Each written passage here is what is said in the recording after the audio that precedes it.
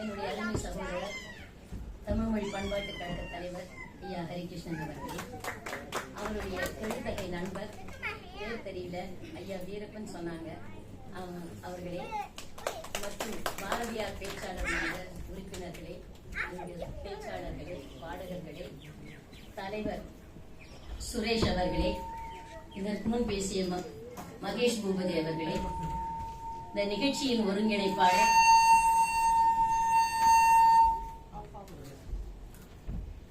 கார்த்திக் அவர்களே, உங்கள் அனைவருக்கும் என்னுடைய பணிவான வணக்கத்தை தெரிவித்துக் கொள்கிறேன்.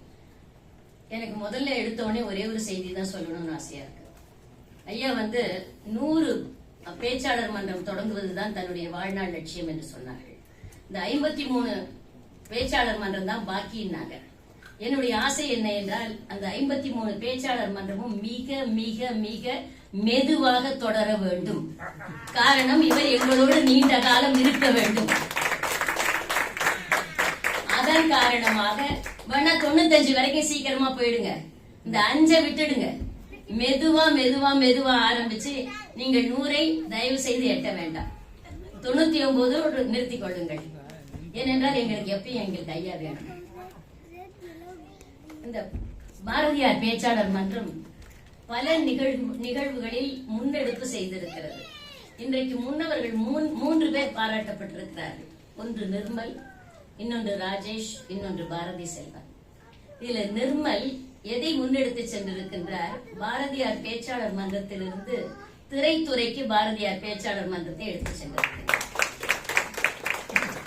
ராஜேஷ் பேச்சாளர் மன்றத்திலிருந்து 2 நிகழ்ச்சிகளுக்கு பேச்சாளர் மன்றத்தை கொண்டு சென்றிருக்கின்றார். ஒன்று கவிப்பெருக்கு, நேற்று நாங்க போய் பார்த்தது. இன்னொன்று ரவா உப்மா. இந்த ரவா உப்மா கிண்டது ரொம்ப சுலபம், ஆனா படைக்கிறது ரொம்ப கஷ்டம். தைரியம் வேணும் பாருங்க. அந்த டைனிங் டேபிள்ல கொண்டு வைக்கும் போது ரவா உப்மான்னு சொல்லிட்டு வைக்கிறதுக்கு ரொம்ப தைரியம் வேணும். அதனால அந்த ரவா உப்மா நல்ல பேர் தான், கரெக்டான பேர் வச்சிருக்காரு. பாரதி செல்வன் அவருக்கு அன்பரசன் ரொம்ப சொன்னாரு, அவர் போய் எவனையோ போய் அவன் எல்லாம் சொல்றாரு, வள்ளுவன பாரதியார் எல்லாரையும். அவர் பேரே பாரதி செல்வன் தானே. அதனால பாரதியார் அவங்க தாத்தாவா கூட இருப்பார். அதனால அந்த தைரியத்தில் சொல்றாரு போல. அதுக்கு அடுத்து இன்னொரு நீங்கள் அறியாத ஒரு செய்தி. நான் முதலில் பேசியதும் பாரதியார் பேச்சாளர் மன்றத்தில் தான். ஒரு சர்வதேச பெண்கள் தினத்திற்கு என்னை முதலாக கொண்டு வந்தது நிர்மல். அதற்கு முதலாக பேச வந்தது சுமதி. சுமதியினுடைய முதல் தொடக்கம், லட்சங்கள் இல்லாததனால் என்னுடைய லட்சியத்தை கைவிட்டு விட்டு, மருத்துவராக கூடிய லட்சியத்தை கைவிட்டு விட்டு இன்ஜினியர் ஆயிட்டேன்னு சொன்னாங்க. அந்த வார்த்தை இன்னும் எனக்கு மறக்கல. ஆனால் அதையும் விட்டுட்டு இப்ப தமிழுக்கு வந்திருக்காங்க. அப்ப தமிழ் தான் நிரந்தரம் என்பதை புரிந்து கொண்டு தமிழுக்கு வந்து விட்டார். இப்ப அடுத்த சூர்யாவுக்கு பதில் சொல்லணும். சூர்யா என்ன சொன்னாங்க, நீங்க எப்படி 12 வருஷம் அவர் வேலை செஞ்சாருன்னு பாராட்டினீங்களே, எங்களுக்கு என்ன பாராட்டு? உங்களுக்கு அவ்வளவு நேரம் விடுப்பு கொடுத்துருக்கோம்ல, இவருடைய தொல்லை இல்லாம வீட்டுல. அதுதான் இந்த பாரதியார் பேச்சாளர் மன்றம் உங்களுக்கு கிடைத்த வெறுமை. அது போறாது, அவர் இருந்திருந்தா என்ன எவ்வளவு தொந்தரவு பண்ணிருப்பாரு.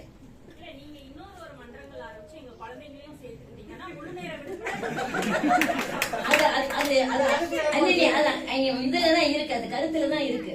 இன்னும் கேட்டா இலக்கிய வனத்திலேயே குழந்தை இலக்கிய வனம் ஆரம்பிக்கணும்னு சொல்லியிருக்காங்க. அப்ப குழந்தைகள் பேச்சாளர் மன்றம் என்ன கஷ்டமா இல்ல?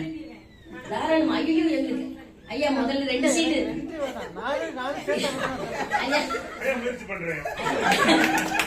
ஐயா 2 சீட்டு உறுதி, 2 சீட்டு உறுதி அடுத்த பேச்சாளர் மன்றத்துக்கு. இப்ப நாங்கள் தலைமுறை தாண்டியும் வாலி. எங்க நிகழ்ச்சிக்கு வரணும் இல்லைன்னா அடிச்சிருவீங்க. இப்ப தலைமுறை தாண்டியும் வாலி என்பதுதான் நான் கொடுத்த தலைப்பு. எந்த தலைமுறை தாண்டியும் வாலி? நாம் தலைமுறைகள் தாண்டியும் வாலி என்று வாழ்ந்து கொண்டிருக்கின்றார். ஏன் இப்ப நான் கொடுத்த தலைப்பு இதுக்கு என்னன்னா, நாயக பிம்பங்கள் என்று கொடுத்தேன். நாயக பிம்பங்கள் என்றால் என்ன? அந்த நாயகனுக்கு பிம்பம் கொடுத்தது வாலியினுடைய பாடல்களா, அல்லது நாயகனே தனக்குரிய பிம்பத்தை ஏற்படுத்தி கொண்டானா? அதுதான் முதல்ல கேட்கணும். இப்ப ஆனா எல்லா இடத்துலயும் தன்னுடைய சிக்னேச்சர் போட மறக்கவே மாட்டார் வாலி. தசாவதாரம் பாட்டு பார்த்திருக்கீங்களா? ராஜலட்சுமி நாயகன் அந்த ஸ்ரீனிவாசன் தான். யாரு? கமலோட அப்பா அம்மா பேரு. ராஜலட்சுமி நாயகன் அந்த ஸ்ரீனிவாசன் தான், அந்த ஸ்ரீனிவாசன் இந்த விஷ்ணுதாசன் தான். அதெல்லாம் ரைட்டுங்க. நாட்டில் உண்ட 1000 ராஜராஜன் தான், அந்த ராஜனுக்கு ராஜன் இந்த ரங்கராஜன் தான் வாலியினுடைய இயற்பெயர். நாட்டில் உண்ட 1000 ராஜராஜன் தான், அந்த ராஜனுக்கு ராஜன் என்ற ரங்கராஜன் தான் என்று சொல்லுவார். அப்படி தன்னை எந்த இடத்திலும் அடையாளப்படுத்திக் கொள்ளாமல் இருந்ததே இல்லை வாலி. வாலி அவருடைய பேர் ரங்கராஜன் சொன்னோம்.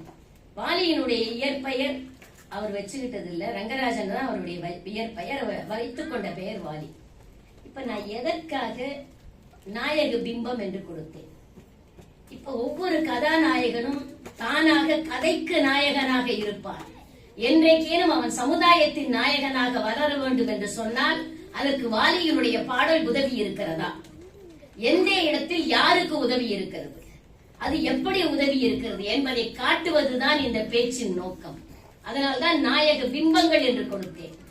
அது என்னன்னா, இவர் வாலி அவருடைய புகழை கண்டு எழுதினாரா, அல்லது இவரது எழுத்தினால் அவர்கள் புகழ் பெற்றார்களா?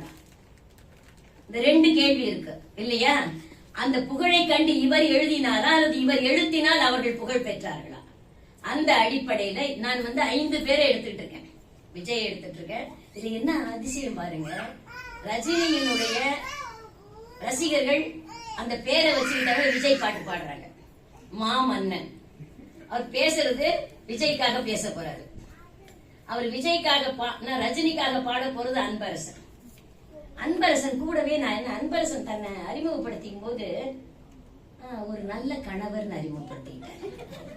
நல்ல கணவர் யார் சொல்றோம்? ஒரு மனைவி சொல்றோம் நல்ல கணவர். இவரே சொல்லிக்கிட்டா என்ன அர்த்தம்? ஏன்னா கூட வர்ற ஒரு மனைவின்னு அர்த்தம். நான் வந்த உடனே கேட்டது அகிலா யாருன்னு தான். அகிலா யாருன்னு கேட்ட உடனே சொல்லிட்டாங்க அன்பரசனோட மிஸ்ஸஸ். அதான் ஜாக்கிரதையா சொல்லிட்டாரு தான் நல்ல கணவர். ஏன்னா மத்தவங்க சொல்லாம விட்டுற போறாங்கன்னு அவரே சொல்லிக்கிட்டாரு. அடுத்தது இவர் இவ்வளவு சிரிப்பா பேசுறாருன்னு சொல்லிட்டு நான் அதிபதி நாடகத்துக்கு தெரியாம போயிட்டேன். அங்க என்ன பண்ணி வச்சிருக்காங்க, வேற மன்னரா போட்டு சிரிச்சுனா கொண்டுடுவோன்ற மாதிரி அவ்வளவு ஒரு சிந்தனை வசத்தோடு நடந்து கொண்டிருக்கிறார், கேள்வி கேட்டுக் கொண்டிருக்கிறார். நல்ல பனிஷ்மெண்ட் தான். சிரிக்காமலும் இருக்க முடியும், சிரிக்காமலும் இருக்க வேண்டும், சிரிக்காமலும் இருக்க முடியும் என்பது இவருடைய திறன். சிரிக்காமல் இருக்க வேண்டும் என்பது இவருக்கு இடப்பட்ட கட்டளை. எல்லாவற்றையுமே தன்னால செய்ய முடியும் சொல்லி செஞ்சுட்டாரு. அன்பரசன் எவ்வளவு அழகா நகைச்சுவையா இதை நடத்திட்டு போனாருன்னு தெரியும். ஆமா, நாங்க கதாநாயகரை பத்தி பேச போறோம்னு மகேஷ் பூபதி கிட்ட யார் சொன்னது? வந்தோன்னா கதாநாயகன் கதாநாயகன் எல்லாரும் சொல்லும் போதே எனக்கு பயம் வந்துருச்சு. என்னடா நம்ம பேப்பர் லீக் ஆயிடுச்சா? இப்ப எல்லாருமே கதாநாயகர்களை பத்தி பேசினா அப்ப நாங்க யார் பத்தி பேசுறது? எங்களுக்கு ஒரு பயம் வந்தது. இல்ல என்னன்னா, எதற்காக பாடுகின்ற நிலை அவர்களுக்கு வந்தது என்று சொன்னால், இதுவரைக்கும் பேச்சாளர் மன்றத்தில் பேச்சாளர்கள் மட்டும்தான் உருவாகி இருந்தார்கள். ஆனால் அவர்களுக்குள்ள இன்னொரு திறன் இருக்கிறது என்பதை உலகத்திற்கு காட்ட வேண்டும் என்று சொன்னால் அதற்கு ஒரு சந்தர்ப்பத்தை நாம் கொடுக்க வேண்டும்.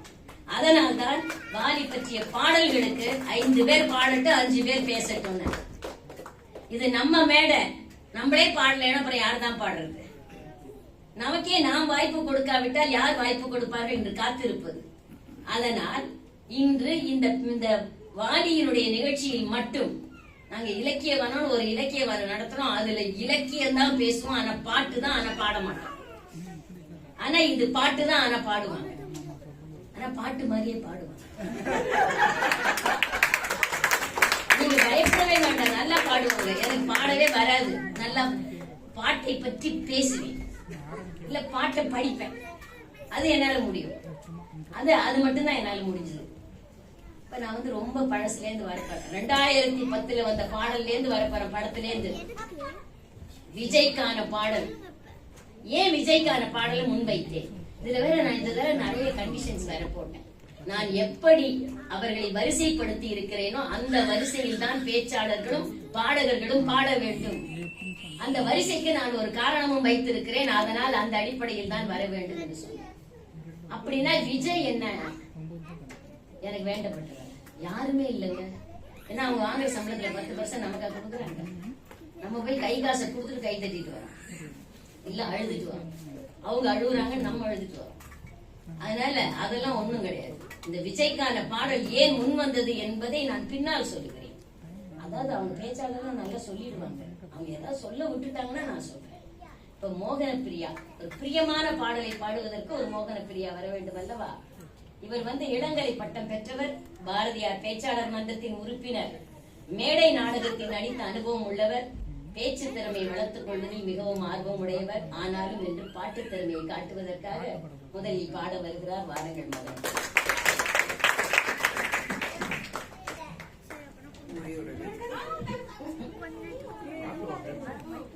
இந்த தலைமை தாண்டி வாழியை நடத்தும் தலைமை நடுவர் அவர்களுக்கு பொன்னாடை போட்டும் தருணம் இது.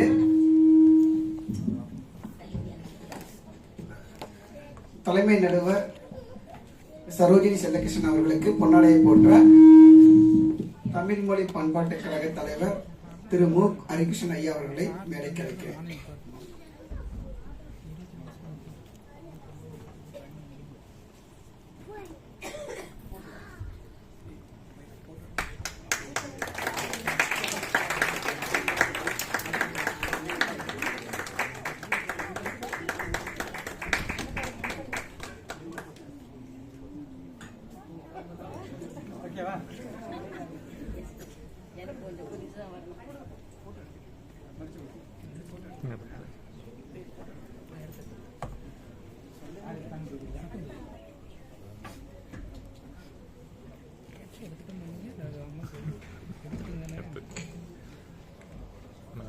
Focus on the book.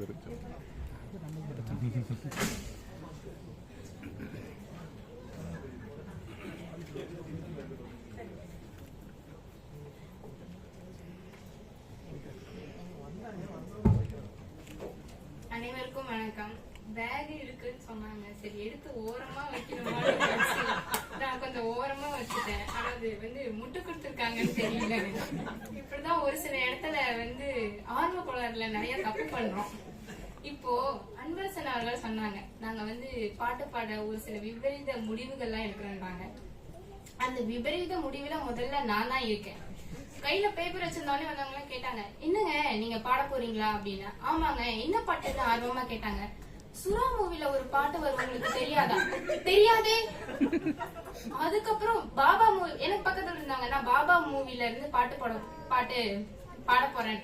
அது அவங்களுக்கு தெரியுது, அம்மாவை பத்தி பாடுறது. ஏங்க உனதுலாம் ரொம்ப பழைய பாட்டுங்கன்ட்டாங்க சுறா பாட்டை பத்தி. அப்போ இங்க எத்தனை பேத்துக்கு இந்த பாட்டு உங்களுக்கு பரிச்சயமா இருக்கும்னு எனக்கு தெரியல. என்னால முடிஞ்ச நல்லா பாட முயற்சி செய்யறேன். இது விஜய் தண்ணியில இருந்து எழுந்து வரும்போது பாடுவாரு. அந்த ஆக்ரோஷத்தை நான் வர வைக்க பாக்குறேன். இது நீச்சல் போட்டு வந்த எங்கள் வீட்டு பிள்ளை, வெற்றி என்னும் சொல்லை இவன் விட்டு வைத்ததில்லை. குளிரும் பனிமலை குமுறும் எரிமலை ரெண்டும் கலந்த இதயம், ஏழை எங்கள் வாழ்வில் இவனே காலை உதயம்.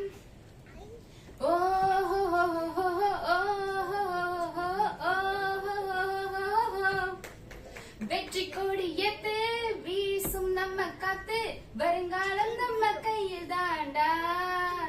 கட்டு மரம் போல ஊட்டி இருப்போமே, நம்மை வெல்ல யாரும் இல்லடா. ஒரு தாய் மக்கள் ஒன்றாய் என்றும் நிற்க வேண்டும், நாளை உலகம் நம்மை பார்த்து கற்க வேண்டும். ஈர்க்குச்சி என்றும் நம்மை என்னும் பேருக்கு தீக்குச்சி என்று சொல்லி உரசி காட்டு.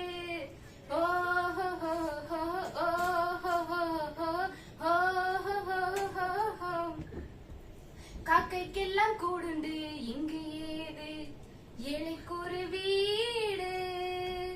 காற்றை கேட்டால் கூறாதோ எங்கு நாளும் நம்ம படும் பாடு. சிரிக்கும் சந்தோஷங்கள் வந்தே தீரும், சாரிக்கும் கைகள் சேர்ந்தால் பிறர்க்காக வாழும் நெஞ்சம் தனக்காக வாழும் கொஞ்சம். எனக்கு அந்த நெஞ்சத்தை தேவன் தந்தானே, உனக்குள்ளே என்னை விதைப்பேன். எனக்குள்ளே உன்னை வளர்த்தேன், ஹே ஹே ஹே உன்னை போல என்னை நினைத்தேன், உனக்கென்று என்னை தந்தேன் கொண்டு போடா, அட வெற்றி கொடியது வீசும் நம்ம காத்து, வருங்காலம் நம்ம கையில் தாண்டா, ஹே கட்டுமாறும் போல ஒட்டி இருப்போமே, நம்மை வெல்ல யாரும் இல்லடா, நானும் நீயும் முயன்றால் சுத்தமாகும் நம்முடைய நாடு, உனக்கு ஒரு மாளிகை கட்டி பார்க்க நம்மை விட்டால் யாரு, என்னோடு வீரம் ஈரம் உள்ள பேர்கள் பின்னோடு வந்தால் போதும், புது பாதை போட்டு வைப்போம், பொய்மைக்கு வெட்டு வைப்போம், ஏனென்ற கேள்வியை கேட்டு வைப்போம்டா, இருந்தாக்க தென்றல் காற்றுதான், எழுந்தாக்க சூறை காற்றுதான், ஹே ஹே பிறந்தாச்சு நல்ல வேலைதான், இனி நம்ம காட்டில் என்றும் மடை மழைதான், ஹே வெற்றி கொடி எடுத்து வீசும் நம்ம காத்து, வருங்காலம் நம்ம கையில் தான்டா, ஹே கட்டு மரம் போல ஒட்டி இருப்போமே, நம்மை வெல்ல யாரும் இல்லடா. நன்றி, வணக்கம்.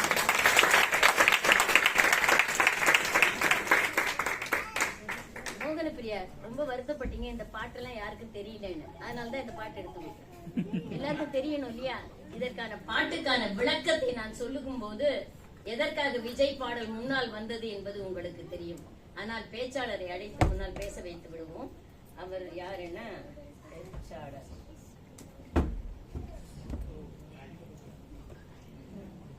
மாமன்னன் வருகிறார்.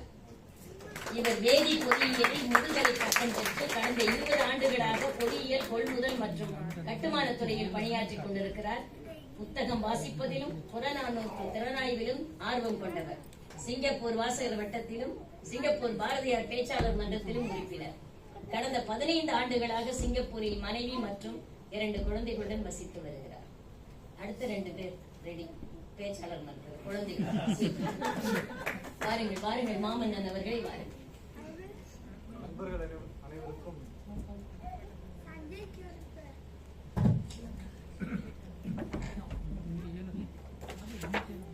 நண்பர்கள் அனைவருக்கும் இனிய மாலை வணக்கங்கள். ரொம்ப மகிழ்ச்சியா இருக்கு. நம்ம நிறைய பேரை பார்க்கும்பொழுது ரொம்ப சந்தோஷமாவும் உற்சாகமாவும் இருக்கு. எனக்கு பிடித்த ஒரு வாலியினுடைய வரிகள்ல இருந்தே நான் என்னோட பேச்சை தொடங்கிடுறேன். எனக்கு ரொம்ப பிடித்த வரி அது. எங்கே போய்விடும் காலம் அது என்னையும் வாழ வைக்கும், கொஞ்சம் இதயத்தை திறந்து வைத்தால் அது உன்னையும் வாழ வைக்கும். இந்த பாட்டை வந்து எம்ஜிஆர் கே.ஆர். விஜய் பார்த்து பாடுவாரு. ஒரு 60 வருஷத்துக்கு முன்னாடி பாடுவாரு. ஆனா இந்த பாட்டினுடைய அந்த வரிகள் பார்க்கும் பொழுது எப்பயுமே ரொம்ப உற்சாகமா இருக்கும். பின்னாடி யாரோ தோலை தட்டுற மாதிரி, எங்கடா போகுது காலம் பார்த்துக்கலாம்டா, எல்லாம் நம்ம எதா இருந்தாலும் நீ சாதிப்ப அப்படின்னு சொல்ற மாதிரி இருக்கும். இப்ப 60 வருஷம் கழிச்சு இந்த தலைப்பை பத்தி நான் பேசுறேன் அப்படின்னா, இந்த தலைமுறை தாண்டியும் வாலி அப்படின்ற தலைப்பு எவ்வளவு பொருத்தமான தலைப்பு இல்ல, ரொம்ப மகிழ்ச்சியான தலைப்பு. ஆனா கூடியிருக்கிறவங்க என்னை பத்தி கொஞ்சம் யோசிச்சு பார்க்கணும். எனக்கு கொடுத்திருக்கிற தலைப்பு தலைமுறை தாண்டியும் சுறா. இது என் வாழ்க்கையில நான் அம்பானியவன் கூட நினைச்சு பார்த்துருக்கேங்க. ஆனா சுறா படத்தை பத்தி இன்னொரு தடவை இத்தனை பேர் முன்னாடி பேசுறேன் அப்படின்னு கனவுன்னு நினைச்சு பார்த்தது கிடையாது. எதையும் தாங்கும் இதயம் வேண்டும் அப்படின்னு அண்ணா சொன்னது போல எனக்கு மட்டும் எதையும் தாங்கும் இதயம் வேண்டும் இல்ல, உங்க எல்லாத்துக்குமே எதையும் தாங்கும் இதயம் வேண்டும் நினைக்கிறேன். ஒரு அன்பு சொல்ல மாதிரி கதவு சாத்தியிருக்கு, யாரும் எஸ்கேப் போய் போக முடியாது. ஓகே, வாங்க போகலாம்.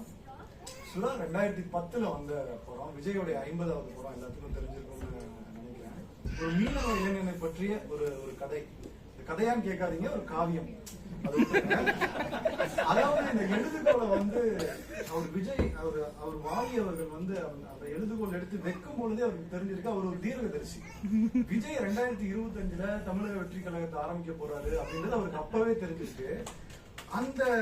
இந்த வரியை பாத்தீங்கன்னா, ஒவ்வொரு வரியும் நீங்க கூர்ந்து கவனிச்சிருந்தீங்கன்னா உங்களுக்கு தெரிஞ்சிருக்கும். அப்படியே எம்ஜிஆருடைய வாசனை, அப்படியே எம்ஜிஆருடைய பாடல் வரிகளுடைய அப்படியே எல்லாமே எம்ஜிஆருடைய பாடல் வரிகள், அவருடைய படங்கள் பற்றிய ஒரு குறிப்பு அப்படி தொடர்ச்சியா வந்துகிட்டே இருக்கும். இந்த ஹோய் ஹோய் வாடா போடான்ற விட்டுருங்க, இது எல்லாத்துலயுமே அப்படியே வந்துகிட்டே இருக்கும். அது சில வரிகள் படிச்சு காமிக்கிற உங்களுக்கே தெரியும். இது நீச்சல் போட்டு வந்த எங்கள் வீட்டு பிள்ளை, ஏழை எங்கள் வாழ்வில் இவனே காலை விடும், ஒரு தாய் மக்கள் ஒன்றாய் என்றும் நிற்க வேண்டும், காக்கைக்கெல்லாம் கூடுண்டு இங்கு ஏழைக்கு ஏது ஒரு வீடு. ஏன் என்ற கேள்வியை கேட்டு வைப்போம்டா. காற்றை கேட்டால் கூறாதோ எந்த நாளும் நாம் படும் பாடு. நவீன எம்ஜிஆருக்கு எழுதுற மாதிரி ஒரு வரி எழுதியிருக்காரு. ஈரக்குச்சி என்றும் என்னும் பேருக்கு தீக்குச்சி என்று சொல்லி உரசி காட்டு. எம்ஜிஆர் இந்த காலத்துல இருந்திருந்தாருன்னா இந்த மாதிரி மாடர்னா எழுதியிருப்பாரு நினைக்கிறேன். அந்த மாதிரி எழுதியிருக்காரு. ஆனா தமிழில் வெளிவந்த மிகச்சிறந்த மீனவ படம் எதுன்னு நீங்க நினைக்கிறீங்க? மீனவ பாடல்களை பற்றி இடம்பெற்ற படகு சரியான விடையாச்சு. அப்ப பாத்தீங்கன்னா படகோட்டி தான் மூலம். அதனோட பிரதி அப்படியே வந்து சுறா வந்து அதனோட பிரதியா தான் இருக்கு. நான் எந்தெந்த வரி எடுத்துக்கிட்டாலுமே படகோட்டிக்கு தான் அந்த வந்து அது போகுது. சோ நம்ம சுறாவிட்ட இருந்து தப்பிக்கணும்னா என்ன பண்ணணும்னா முதல்ல ஒரு படகுல ஏறணும், கடல்ல இருக்க கூடாது. அதற்கு பிறகு ஒரு ஓடத்தை நம்மளே ஓடத்தை போட்டு தாண்டிட்டு நம்மளே படகோட்டியா மாறிடணும். சோ நான் என்ன பண்ண போறேன்னா ஒரு ஒப்புமை தான் பண்ண போறேன். சுறாக்கும் 61 வருடங்களுக்கு முன்னாடி வந்த படகோட்டிக்கும் ஒரு ஒப்புமை தான் நான் பண்ண போறேன். சில கேள்விகளை நானே எடுத்துக்கிறேன். வாலியே கேள்வி வாலியே பதில் என்ன சொல்றாருன்னு பார்ப்போம். காற்றை கேட்டால் கூறாதோ எந்த நாளும் நாம் படும் பாடு. அதாவது ஒரு மீனவர் படும் பாடு எப்படி இருக்கு அப்படின்னு வந்து கேட்கிறாரு. அவரே எங்க கேள்வியை கேட்கிறாரு. பதில வாலியே படகோட்டியில சொல்றாரு. நான் என்ன பாட்டை பத்தி சொல்றேன்னு உங்களுக்கே தெரியாது. ஒரு பெரிய டங் ட்விஸ்டர் அது.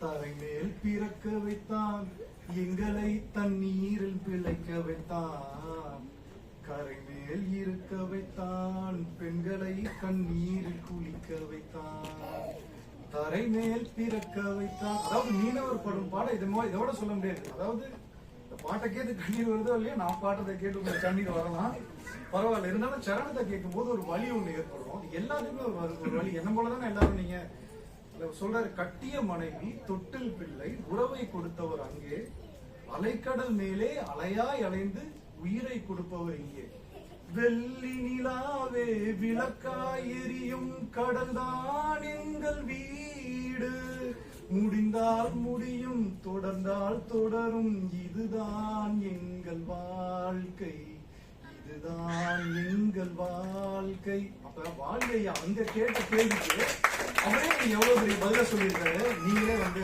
பாருங்க. சரி, அடுத்த 2010க்கு ஒரு குதிப்போம். அங்க என்ன இன்னொரு கேள்வி கேட்கிறாருன்றத பார்ப்போம். காக்கைக்கெல்லாம் கூடுண்டு இங்கு ஏழைக்கு ஏது ஒரு வீடு அப்படின்னு அங்க ஒரு கேள்வி கேட்கிறாரு. அதுக்கான பதிலையும் படகோட்டிலேயே சொல்லியிருக்காரு. என்ன சொல்லியிருக்காரு? படகோட்டி வந்து ஒரு ஈஸ்ட்மேன் கலர் படம் எல்லாத்துக்கும் தெரியும். அப்படியே எம்ஜிஆர் தலைவர் நின்னுவாரு. ஒரு சிவப்பு கலர் வேஷ்டி போட்டிருப்பாரு. லுங்கியா வேஷ்டியான்னு தெரியாது. கீழாடை கட்டிருப்பாரு. மேலாடை பளபளப்பா இருக்கும். ஒரு மண் குடிசை வாசல் கீழே ஒரு வயதான நபர் உட்காந்துட்டு இருப்பாரு. பீடி குடிச்சிட்டு வானத்தை பார்த்துட்டு இருப்பாரு. மக்கள் தேவை அப்படியே சொல்லண்டு சுத்தி அந்த அந்த திண்ணையில ஏறி உட்காந்து அந்த வயதானவரை பார்த்து பாடுவார். மண் குடிசை வாசல் என்றால் தென்றல் வர வெறுத்திடுமா, மாலை நிலா ஏழை என்றால் வெளிச்சம் தர மறுத்திடுமா, உனக்காக ஒன்று எனக்காக ஒன்று ஒரு போதும் தெய்வம் கொடுத்ததில்லை. அவர் அந்த காக்கைக்கெல்லாம் கூர்ந்து ஏழைக்கு எங்கே விடுன்னு கேட்கிறாரு. ஒரு பாதி பதில் சொல்லிட்டாரு இங்க. அதாவது நீங்க இயற்கை வந்து ஏழைகளோ பணக்காரனோ அவன் ஒற்றுமையா தான் ஒன்னதான் பாக்குறான் அப்படின்றத வந்து தெளிவா சொல்லிட்டாரு. ஒரு பாதி பதில் சொல்லிட்டாரு. இன்னொரு பாதி பதில பார்ப்போம். அதுக்கு முன்னாடி இந்த தரைமேல் பிறக்க வைத்தான் பாடல் நீங்க பாத்தீங்கன்னா அங்க கடவுளை கேள்வி மேல கேள்வி கேட்டுப்பாரு. சட்டையை பிடிச்சி எங்க ஆட்களை நீ இப்படி வச்சிருக்கியா, எல்லாம் நல்லா இருக்கியா, என்ன இப்படி கேட்கிறேன்னு சொல்லி கடவுள் அப்படி கேள்வி கேட்டிருப்பாரு. ஆனா இதே கொடுத்ததெல்லாம் கொடுத்தான் பாட்டுல கடவுள் நீ ரொம்ப நல்லவன், நீ ரொம்ப பேலன்ஸ்டான ஆளு, ஏற்றத்தாழ்வுகள் எல்லாம் பார்க்க மாட்டேன் அப்படின்ற மாதிரி ஒரு பேலன்சிங் ஆக்ட வந்து பண்ணிருப்பாரு. 3வது சரணத்துக்கு போயிடலாம். அங்க நமக்கு முழுமையான விளக்கம் நமக்கு கிடைச்சிடும். அது எனக்கு அதுல வந்து திருவள்ளுவரே அவர் வந்து கேள்வி கேட்டிருப்பார். இல்லை என்போர் இருக்கையிலே இருப்பவர்கள் இல்லை என்றார், மடி நிறைய பொருள் இருக்கும் மனம் நிறைய இருள் இருக்கும், எது வந்த போதும் பொதுவென்று வைத்து வாழ்கின்ற பேரை வாழ்த்திடுவோம். எது வந்த போதும் பொதுவென்று வைத்து வாழ்கின்ற பேர். அரசாங்கம் எது வந்தாலும் பொதுவா வச்சிருந்தா ஏழைக்கெல்லாம் ஒரு வீடு இல்லையா அப்படின்னு வந்து சொல்லிடுறாரு. அவ்வளவுதான், அதுக்கான பதில் அங்கேயே சொல்லிடுறாரு. இன்ஃபேக்ட் முதல் 2 வரி பாத்தீங்கன்னா இல்லை என்போர் இருக்கையிலே இருப்பவர்கள் இல்லை என்பார் அப்படின்ற ஒரு வரி இருக்கும். திருவள்ளுவர் கூட 7 சொற்கள் பயன்படுத்திருப்பாரு. இவர் 4 சொற்கள்ல கண்டுபிடிக்காம பார்த்தா 4 சொற்கள்ல அவ்வளவுதான். இல்லை என்போர் அப்படின்ற மாதிரி இல்லை என்போர் இருக்கையிலே இருப்பவர்கள் இல்லை என்பார் அப்படின்ற மாதிரி முடிச்சிடுறாரு. இப்ப பேச்சினோட இறுதிக்கு வந்துட்டேன். நம்ம தமிழ் இசை திரைப்படங்கள் அப்படின்னு நம்ம எடுத்துக்கிட்டோம் அப்படின்னா ஒரு ஆலமர கவிஞனை பற்றி பேசாம தமிழ் இசை நிறைவுறாரு. அவருக்கு எழுதிய ஒரு வரி அப்படியே வாலி ஐயாவுக்கும் பொருந்தும். அந்த வரியை மட்டும் பாடி என்னோட உரையை நான் முடிச்சுக்கிறேன்.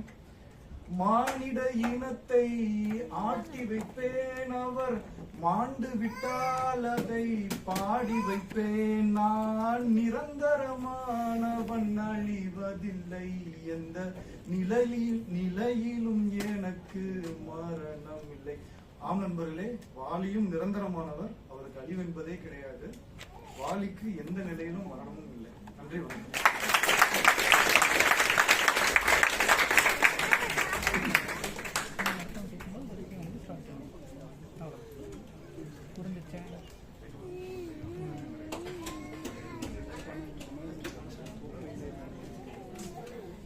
மாமன்னன், உங்களுக்கு எந்த அளவுக்கு எம்ஜிஆர் பாட்டு மனசுல பதிஞ்சிருக்கோ அதே அளவு இன்றைக்கு 15 வயது உள்ள பிள்ளைகளுக்கு எல்லாம் விஜய் பாட்டு பதிந்திருக்கும். அவருக்கு இந்த பாட்டு என்னன்னு கேட்பான். தரைமேல் பிறக்க வைத்தானா யாருன்னு கேட்பான். இப்ப ஒரு சொல் வெல்லும், ஒரு சொல் கொல்லும் என்று சொல்லுவார்கள். அதைத்தான் நினைத்து வாலி எழுதினார். இந்த வெற்றி கொடி ஏத்து, இவர் பின்னாடி தமிழக வெற்றி கழகம், நீங்கள் குறிப்பிட்டீர்களே தமிழக வெற்றி கழகம், ஒரு சொல் வெல்லும், ஒரு சொல் கொல்லும். இந்த சொல் வென்று விட்டது. இப்ப 50வது பாட்டுன்னு சொன்னீங்க, 50வது படம்னு, அது யாருக்கு தெரியும் நினைச்சீங்க? விஜயே வந்து எஸ்பி உதயகுமார் கிட்ட சொல்றாரு, நான் இது என்னுடைய 50வது படம்னு. அது வரைக்கும் யாருக்கும் தெரியாது. அது 50வது படம் விஜயினுடைய படம் என்று. இன்னொன்னு வந்து, இது பாத்தீங்கன்னா ஒரு மாடர்ன் எம்ஜிஆருக்கு எழுதின பாட்டு மாதிரி இருக்கும். மாடர்ன் எம்ஜிஆருக்கு எழுதின பாட்டு மாதிரி இருக்கும். அவரே அடிக்கடி சொல்லுவார், விஜய்னா வெற்றி. நிறைய இடங்கள்ல வாலி பேசி இருக்கிறாரு, விஜய் என்றால் வெற்றி என்று. அதன் பிறகு அவர் சொன்னாரா, இந்த விஜய்க்கு பாட்டு எழுதணும்னு எஸ்பி உதயகுமார் வந்து சொல்றாரு. சொல்லும் போது சரி நம்ம கதாநாயகன் என்ன செய்கிறான் போது மீனவனா இருக்கான். உடனே அவர் சொன்னாரா, நான் மீனவனுக்குன்னு எழுதின பாட்டெல்லாம் ஜெயிச்சிருக்கு, நான் ரொம்ப சந்தோஷமா இந்த பாட்டு எழுதுறேன்னா. ஏன்னாக்க எம்ஜிஆருக்கு பாட்டு எழுதி இந்த தரைமேல் பிறக்க வைத்தான் எழுதும் போது அந்த பாடல் படமாகிறது, படம் ஓடிக்கொண்டிருக்கிறது.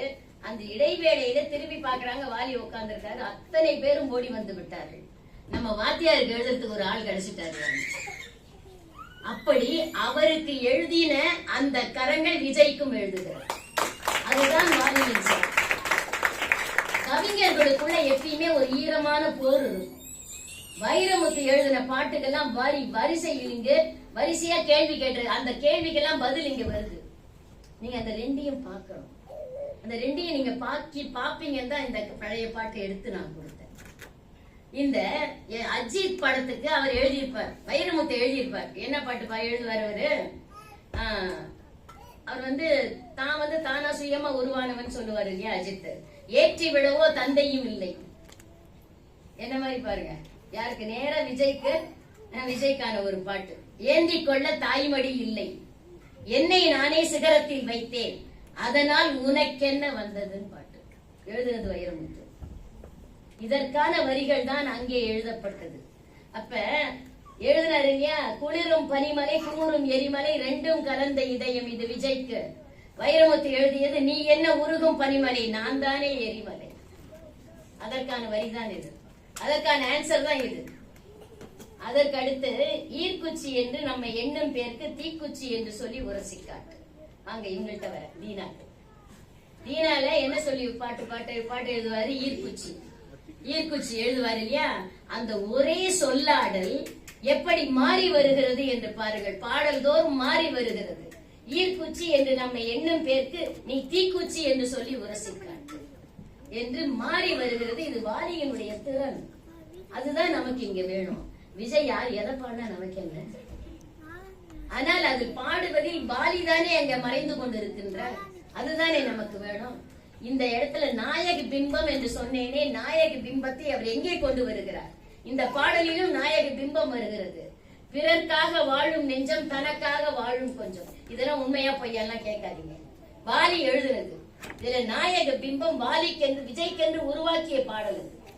எனக்கு அந்த நெஞ்சத்தை தேவன் தந்தாரே. இதுலயும் ஒரு சின்ன ஒரு நுணுக்கம் இருக்கிறது. புரிந்து கொள்பவர் புரிந்து கொள்ளுங்கள். உனக்குள்ளே என்னை விதைத்தேன், எனக்குள்ளே உன்னை விதைத்தேன். இந்த இடத்துலதான் அந்த நாயக பிம்பத்தை கொண்டு வர்றாரு. அதுக்கு அடுத்தது கட்டுமரம் போல ஒட்டி இருப்போமே என்றால் அந்த நிதர்சன வாழ்க்கை, மீனவருடைய வாழ்க்கையில் எது அவனோடு ஒட்டி இருக்கும்? கட்டுமரம். அந்த கட்டுமரத்தில் இருக்கின்ற ஒற்றுமை போல நாம் ஒற்றுமையோடு வாழ்வோம் என்று சொல்லுகின்றார். இந்த பொய்மைக்கு வேட்டுவை போன 1965 வந்த பாட்டு.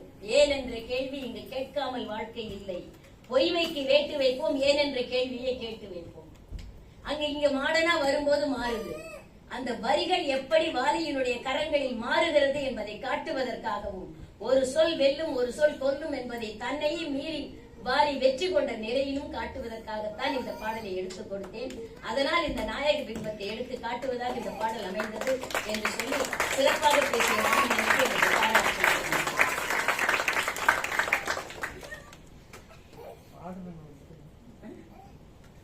முன்னாடி சொல்றேன் சார். அவங்க மோகர பிரியா ரொம்ப வருத்தப்பட்டாங்க. அவருடைய பாடலை யாரும் பேசலையே. நல்லா பேசிட்டேனா? விஜய்க்காக பேசிட்டேனா? அவங்க விஜய்க்காக பேசலன்னு தான் ஒரே வருத்தம். விஜய்க்காக பேசியாச்சு. இப்ப அடுத்த பாடல் நிச்சயமா எல்லாராலையும் வரவேற்கக்கூடிய ஒரு பாடல். எம்ஜிஆர் பாட்டு. எம்ஜிஆருக்கு என்று வாரி எழுதிய பாடல். இது பாட போறது அது பாடினது டி.எம். சௌந்தரராஜன். இங்க பாட போறது சுரேஷ் சௌந்தரராஜன். கடந்த ஓராண்டாக தமிழ் மொழி பண்பாட்டு கழக பேச்சாளர் மன்ற உறுப்பினராகவும் கவிமாலை உறுப்பினராகவும் பயணிக்கிறார். இறுதி வரை தமிழோடு சேர்ந்து பயணிக்க ஆசை வேண்டாம். தமிழோடு சேர்ந்து பயணிக்க தொடங்கினால் உங்களுக்கு இறுதியே கிடையாது. வாருங்கள்.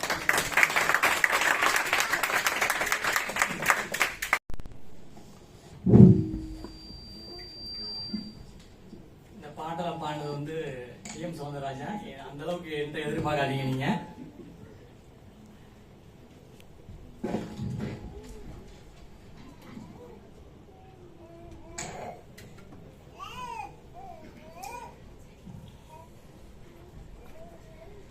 செந்தமிழே செங்கரும்பே செம்புலம் பயில் வீரனை போல என் புலன் கடந்த அமுதே, அங்கம் தளர்ந்தாலும் ஆனால் திண்டு தீர்த்தாலும் எஞ்சிய துளி கொண்டு வஞ்சி உனை கொஞ்சி பேச மறப்பேனோ. அன்னை தமிழுக்கு முதல் வணக்கம். அவையோர் அனைவருக்கும் என் அன்பான வணக்கம்.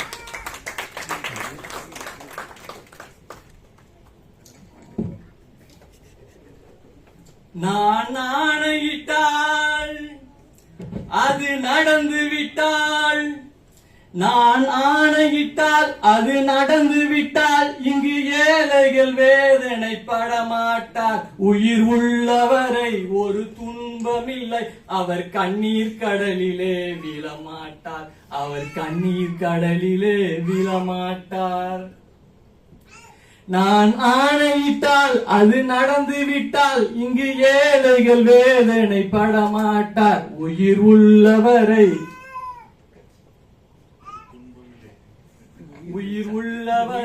ஒரு துன்பம் இல்லை, அவர் கண்ணீர் கடலிலே விழமாட்டார்.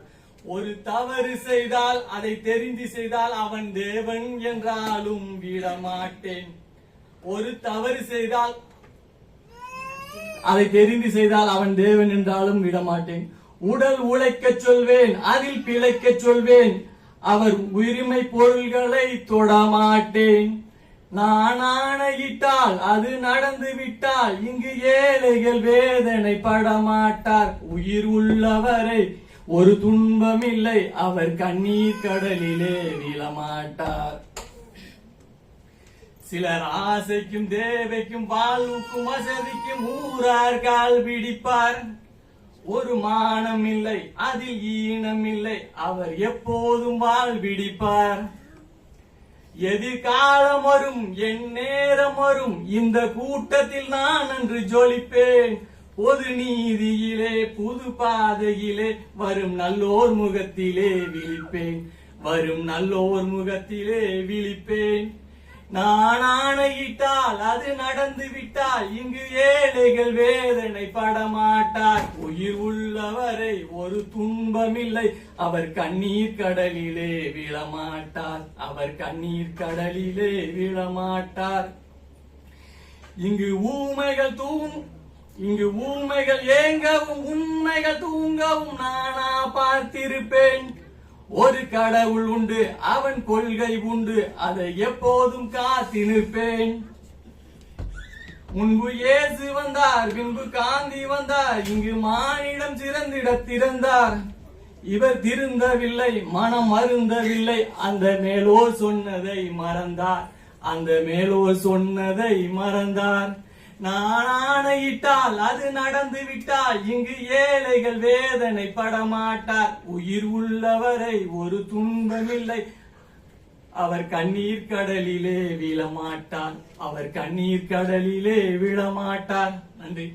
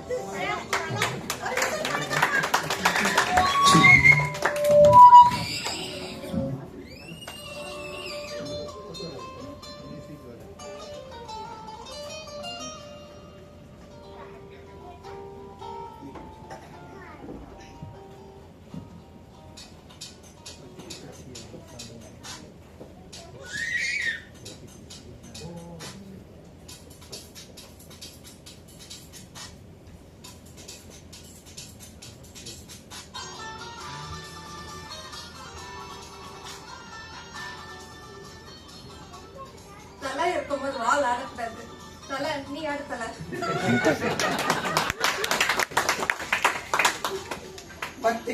பத்திக்காதுடா யாரு வந்து உரசர வரையில வம்பு தும்பு வச்சுக்காதடா யாரு ஒன்ன உசுப்புற வரையில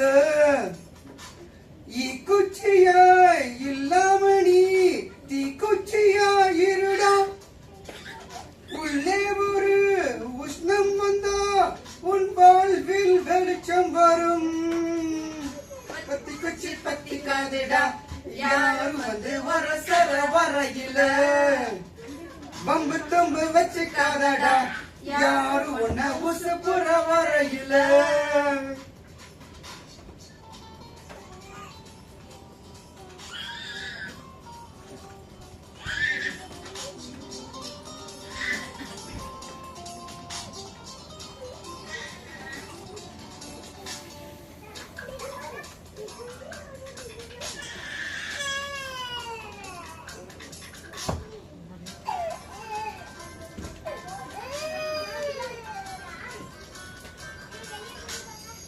மனசு உடுத்தின கவல துணி எடுத்து அவள் தெரியதற்கு இனி இருக்கும் கண்ணீரையும் ஏக்கம் நீ போட்டுடு அளவா இங்கே வந்தோம் ஆடு பாடு ஆனந்தமா.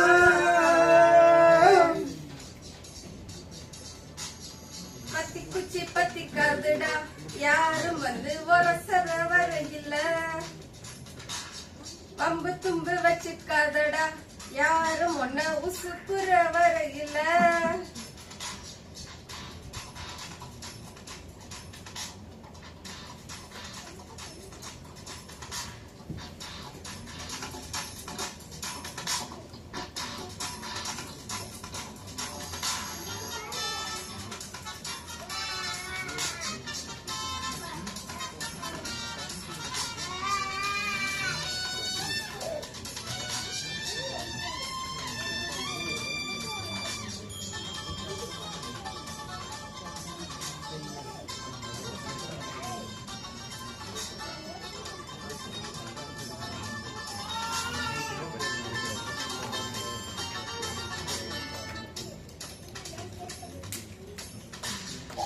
முயற்சி செய்தால் சமயத்துல முதுகு தாங்கும் இமயத்தையே மனச இரும்பாக்கணும் மலைய துரும்பாக்கணும் ஆழ்கடல் கூடத்தான் ஆறு போல மாறுமடா.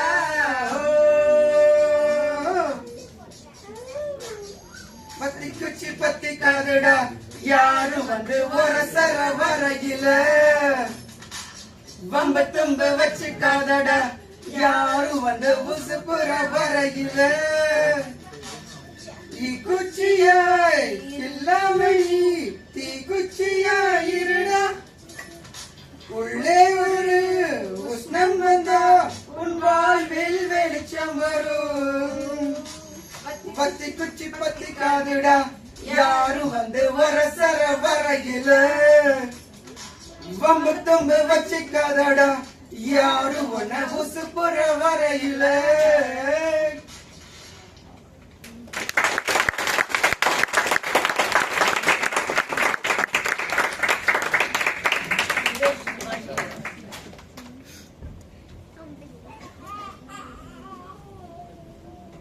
வீட்டுல 2 பேருமே பாடகர்கள் இருந்தனால ஒரு பாட்டுக்கு எதிர்பாட்டு பாடிட்டு இருந்திருப்பாங்க. ஆனா இன்னைக்கு எல்லாரும் ஒரே பாட்டை பாட வேண்டிய ஒரு நிலைமையில பாடிட்டு போயிட்டாங்க. அதுல தலை வந்து ஒன்னாக்கி இருக்கு. எஸ் சார், 3 மாத இடைவெளியில 3 மாதம் இடைவெளி கொடுப்போம். யாரு அந்த 3வது மாதத்துல சிறப்பா பாடுறாங்களோ 3 பேருக்கு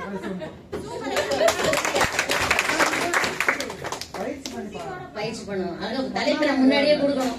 உடனே கார்த்திக் நாளைக்கே மெசேஜ் போட்டுருவாரு. 50, 30, 20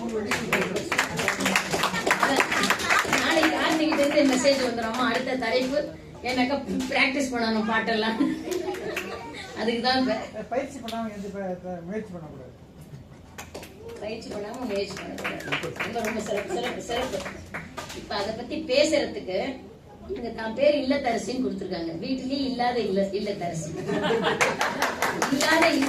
இல்லத்தரசி பேரு. பொறியாளர், கல்வியாளர் அதெல்லாம் ஒத்துக்குவோம்.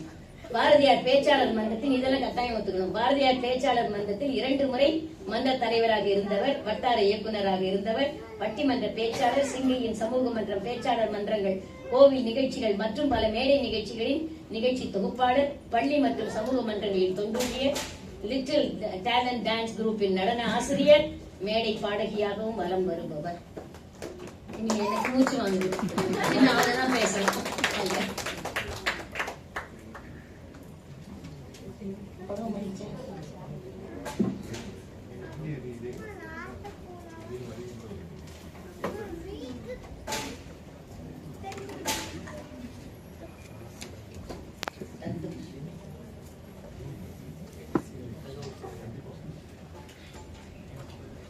வையகத்துள் முதல் தோன்றி வாழ்வாங்கு வாழ்ந்து வரும் தேனமுத தமிழ் மொழிக்கு என் முதல் வணக்கம். அம்மா முன்னாடியே சொல்லிட்டாங்க. அம்மா தலைமையில தான் நான் முதல்ல பேசினேன். முதல்ல பேசுறப்ப கை கால்லாம் அப்படியே நடந்துச்சு. இந்த சொல்லுவாங்கல்ல, பில்டிங் ஸ்ட்ராங், பேஸ்மெண்ட் ரொம்ப வீக்குன்ற மாதிரி நடுக்கிட்டு தான் வந்தேன். இப்பயும் கூட கொஞ்சம் நடுக்க இருக்கிற மாதிரி தான் எங்களுக்கு இருந்தாலும், ஆமாமா இருந்தாலும் சமாளிச்சுட்டு நம்ம பேச போறோம். யார பத்தி பேச போறோம்? நம்ம தலைய பத்தி பேச போறோம் இல்லையா? நான் தலை ஃபேன்ங்க. இங்க யார் தலை ஃபேன் கொஞ்சம் கையை தூக்குங்களேன். அவர் கண்டிப்பா விஜய் ஃபேனா தான் இருப்பாரு.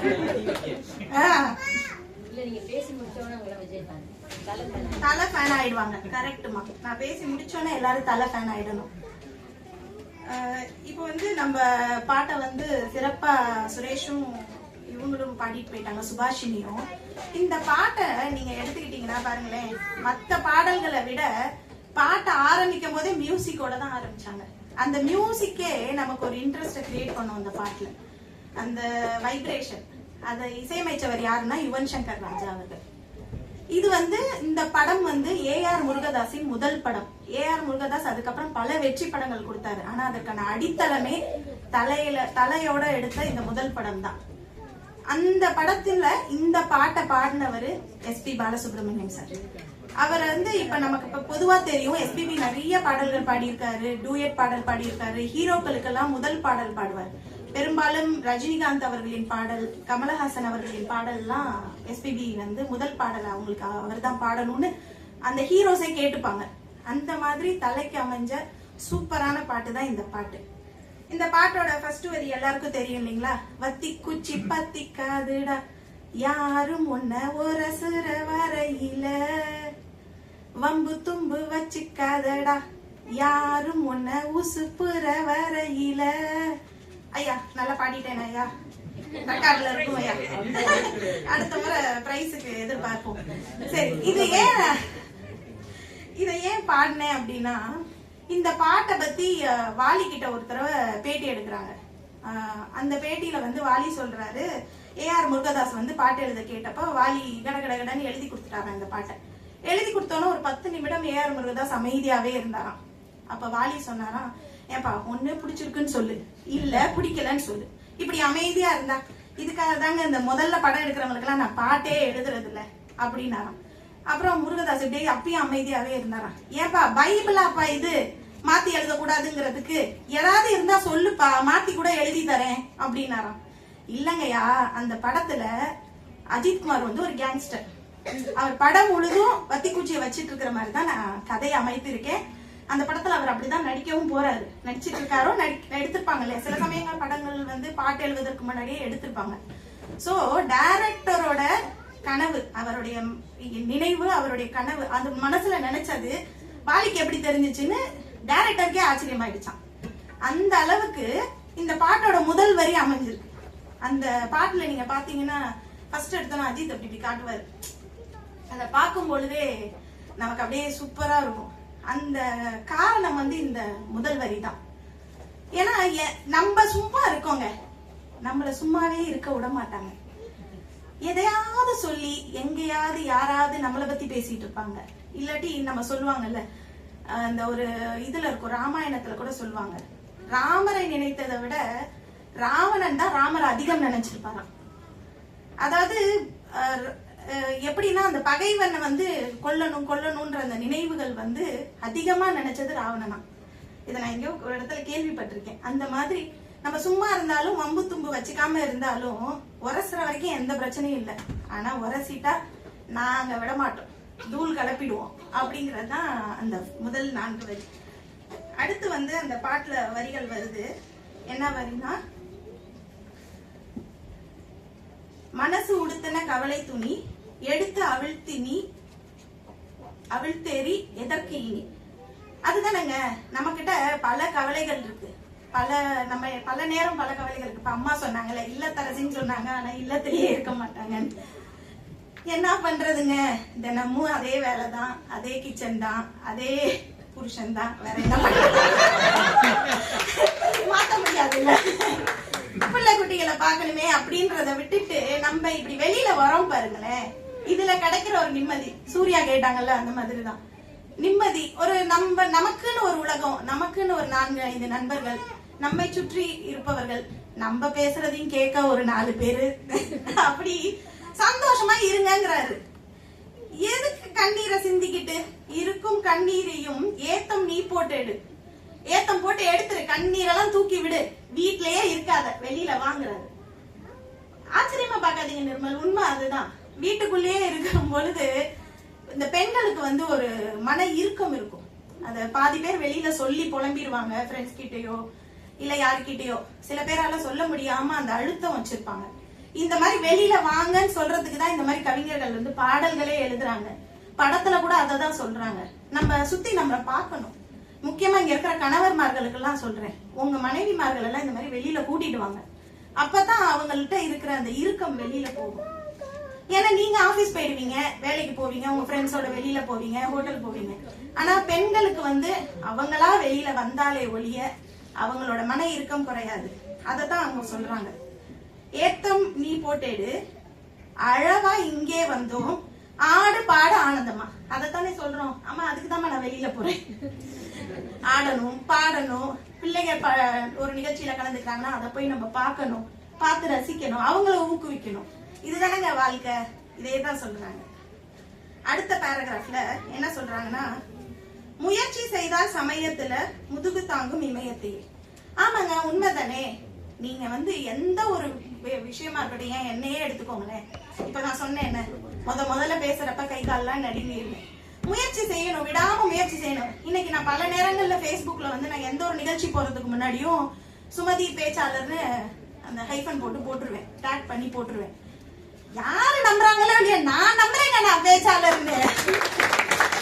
மத்தவங்களுக்காக நம்ம பேசுறோம், நம்ம நமக்காக பேசுறோம். நான் பேச்சாளர் தான், பேச ஆரம்பிச்சுட்டேனே, மைக்க பிடிச்சிட்டேனே, நான் பேச்சாளர் தான். முதல்ல அம்மா முன்னாடியே பேசிட்டேன், இப்பவும் பேசிட்டு இருக்கேன். அப்புறம் என்னங்க கவலை? அதத்தாங்க அங்க சொல்றாங்க, முயற்சி செய்தால் சமயத்துல முதுகு கூட இமயத்தையே தாங்கும். மனசு இரும்பாக்கணும், மழையே துரும்பாக்கணும். மனசை இரும்பா வச்சுக்கோங்கன்னு சொல்றாங்க. எவன் என்ன சொன்னா எனக்கு என்ன? நீங்க முதல்ல இரும்பா இருங்க. ஸ்ட்ராங் லேடி, அயன் லேடின்னு சொல்லுவாங்கல்ல. சரி, என்னடா யோசிப்பாங்க, என்ன இவங்க பெண்களை பத்தியே சொல்றீங்க? ஆண்களுக்கும் தான். எல்லாருமே இரும்பா வச்சுக்கோங்க மனச. எவ்வளவோ கஷ்டங்களை நம்ம வாழ்க்கையில பாக்குறோம். அதையெல்லாம் துரும்பாக்கிட்டு கடந்து போய்கிட்டே இருக்கணும். லெட் இட் கோ, அவ்வளவுதான். இதுதாங்க பாலிசி. இதான் அன்னைக்கே வாலி சொல்லிட்டாரு. வாலி மட்டும் இல்ல, பல கவிஞர்கள் இத சொல்லியிருக்காங்க. அதுல இந்த வரி அவர் அததான் சொல்ல வர்றாரு. ஆழ்கடல் கூட தான் ஆறு போல மாறுமடா. ஆழமான கடல் கூட ஆறு போல அப்படியே ஃப்ளோவா போயிடுமா. இத நான் இப்படிதான் எடுத்துக்கிறேன். நீங்க ஏன் ஒரே இடத்துல இருக்கமா? ஆழ்கடல்னா சொல்லுவாங்கல்ல, அந்த இடம் அப்படியே டீப் சைலண்ட்ல இருக்கும் அப்படின்றாங்க. சைலண்டா ஒரே இடத்துல இருக்காதீங்க, ஆறு போல மூவ் ஆகிக்கிட்டே இருங்க. Go with the flow. இன்னைக்கெல்லாம் பாத்தீங்கன்னா எங்க பசங்க எல்லாம் யார பார்த்தாலும் ப்ரோங்கிறாங்க. சூர்யா இப்ப கொஞ்ச நேரத்துக்கு முன்னாடி கூட கேட்டாங்க, சித்தப்பாவை எதுக்கு நீ ப்ரோன்னு சொல்றேன்னு. நான் சொன்னேன், அம்மாவையே ப்ரோன்னு தான் சொல்லுதுங்க இந்த காலத்து பசங்க. எல்லாருமே ப்ரோ ஆயிட்டாங்க. நம்ம சகோன்னு சொல்றோம் மரியாதைக்கு. இப்ப எல்லாருமே ப்ரோ, ஆல் ப்ரோ தான். என் பொண்ணு எனக்கு மெசேஜ் போட்டா கூட ஹாய் ப்ரோ அப்படிங்குது. என்ன பண்றதுங்க? காலத்துக்கு தகுந்த மாதிரி நம்மளும் நம்மள மாத்திக்கணும். அதனால ஆழ்கடல் கூட ஆறு போல மாறிடும் சொல்றாரு. இதுதாங்க பாட்டோட அர்த்தமே. இதத்தான் வாலி சொல்றாரு. இப்ப நம்ம தல அஜித்தை பத்தி கொஞ்சம் சொல்லணும்ல. எல்லோ லைட் தான் வருது. மயில் ஆரம்பத்திலே சொல்லிட்டாரு, அக்கா எத்தனை நிமிஷம் பேச போறீங்கன்னு. ஏன்னா ராஜேஷ் அவர்களுக்கு எல்லாம் தெரியும், நான் பேச ஆரம்பிச்சேன்னா கணக்கு இல்லாம 15 நிமிஷம் கூட பேசுவேன். ஒரு மீட்டிங்ல சொல்லியிருக்காங்க, ஆமா 6 நிமிஷம் கொடுத்தாங்க, நீங்க மட்டுமே 15 நிமிஷத்துக்கு மேல பேசிக்கிட்டே இருக்குமா, எப்பமா முடிப்ப அப்படிம்பாரு. அதனால இது ரெண்டு காமிக்கல. ஏய், எல்லாம் தான் இருந்துச்சு, ஆயிடுச்சா? சரி, என்னன்னா அஜித்துக்கு பல படங்கள் ஹிட் படமாவும் இருந்துச்சு, பிளாப் படமாவும் இருந்துச்சு. அந்த படங்களின் வரிசை நான் 1-2 எழுதி இருந்தேன். சரி, அதெல்லாம் சொன்னா நீங்க டென்ஷன் ஆயிடுவீங்க. என் கணவர் என் வீடு அப்படிங்கிற படம் தான் அவருடைய முதல் படம். இது எத்தனை பேருக்கு தெரியும்னு தெரியல. நமக்கெல்லாம் தெரிஞ்சது அமராவதி தான். ஆனா அவர் நடிச்ச முதல் படம் 1990 இந்த படம். அதுக்கப்புறம் 10 வருடம் கழித்து இந்த படம் தீனா வந்தது. அம்மா ஏன் இந்த பாட்டை கொடுத்தாங்கன்றதுக்கு இதுதான் காரணம். 10 வருடம் கழித்து இந்த தீனா படத்துல தான் அவரை முதல்ல தல தல தலன்னு கூப்பிட ஆரம்பிச்சாங்க. கூப்பிட்டது யாருன்னா மகாநதி சங்கர் அவர்கள். அந்த படம் ஃபுல்லா அவரை ஒரு தலை அப்படின்ற அந்த உருவத்திலேயே பேசுவாங்க. தளபதி பேரு எப்ப வந்துச்சுன்னு எனக்கு தெரியாது, ஆனா தலை பேரு 2001 தான் வந்துச்சு. அதனாலதான் அந்த கதாநாயக பிம்பம் அப்படிங்கிறது இந்த படத்துக்கு அப்புறம் தான் அவருக்கு கிடைச்சது அப்படின்ற காரணத்துக்காக தான் இந்த பாட்டை எடுத்து கொடுத்துருக்காங்க. கருப்பொருளோட ஒத்தி வந்துருச்சா? சொல்லிட்டேனா? இத்துடன் என் உரையை முடிக்கிறேன். வாய்ப்பளித்த பாரதியார் பேச்சாளர் மன்ற தலைவருக்கும் தமிழ் மொழி பண்பாட்டு கழகத்திற்கும் அமைப்பாளர் கார்த்திக் அவர்களுக்கும் சரோஜினி அம்மா அவர்களுக்கும் நன்றி. வணக்கம்.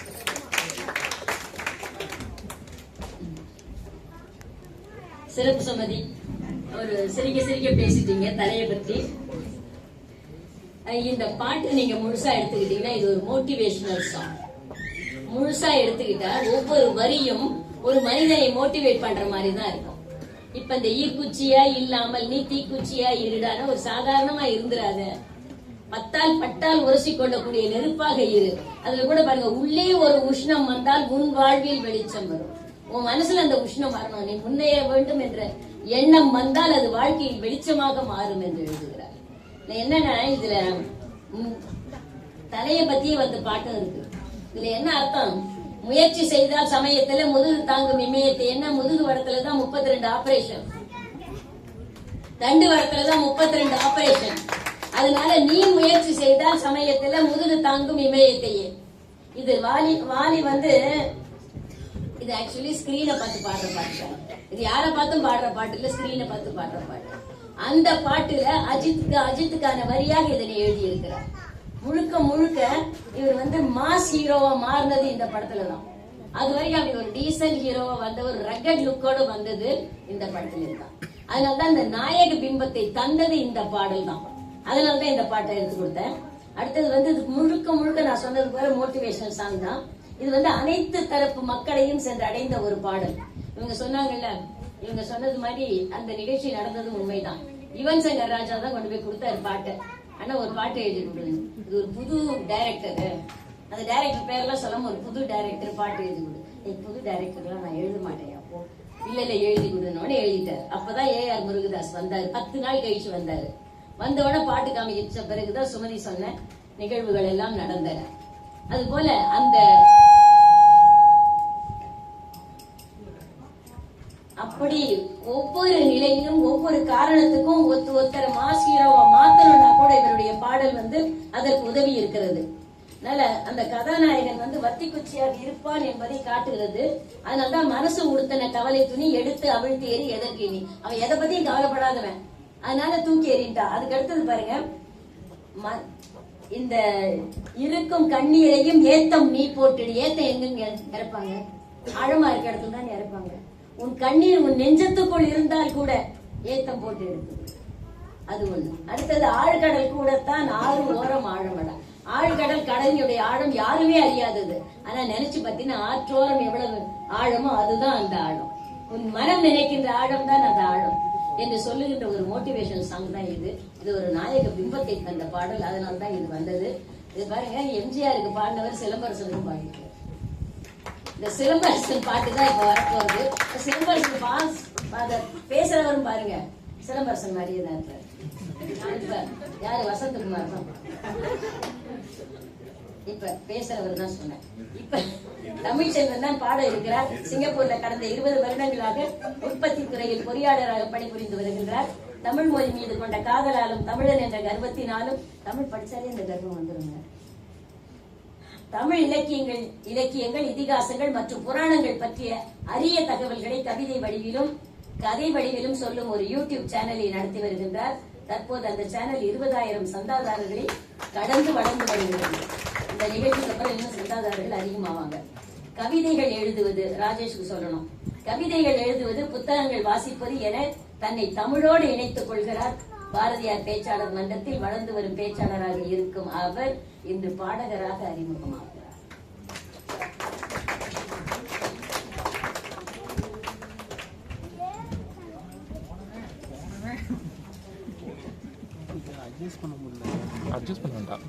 அனைவருக்கும் வணக்கம்.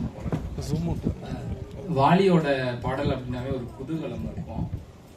அதோட சங்கர் மகாதேவன் பாடினா எப்படி இருக்குன்னு நினைச்சு பாருங்க. அந்த அளவுக்கு என்னால கொடுக்க முடியாது. பாடல் பாடுறேன். ஸோ எதை தவறு மன்னிச்சுக்கோங்க.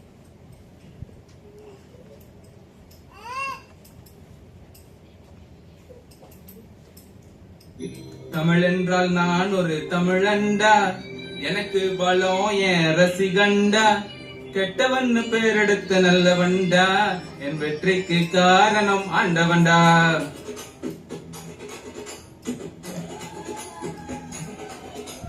தமிழ் என்றால் நான் ஒரு தமிழண்டா, எனக்கு பலம் என் ரசிகண்டா, கெட்டவன் பேரெடுத்த நல்லவண்டா, என் வெற்றிக்கு காரணம் ஆண்டவண்டா. தடைபல வென்றவண்டா, தலைக்கணம் விட்டவண்டா, தடைபல வென்றவண்டா, தலைக்கணம் விட்டவண்டா, தப்பு தண்டா எப்போதுமே பண்ணாதவண்டா. குலமும் இக்குலமும் தெற்கு தேச மக்கள் எல்லாம் எப்போதும் என்னோடுதான். கூட்டம் கூட்டம் கூட்டம், இது தமிழுக்கு வருகிற கூட்டம். ஆட்டம் ஆட்டம் ஆட்டம், சிலம்பரசனின் சிலம்பாட்டம். கூட்டம் கூட்டம் கூட்டம், இது தமிழுக்கு வருகிற கூட்டம். ஆட்டம் ஆட்டம் ஆட்டம், சிலம்பரசனின் சிலம்பாட்டம். தமிழ் என்றால் நான் ஒரு தமிழண்டா, எனக்கு பலம் என் ரசிகண்டா, கெட்டவன் பேரெடுத்த நல்லவண்டா, எனக்கு காரணம் ஆண்டவண்டா.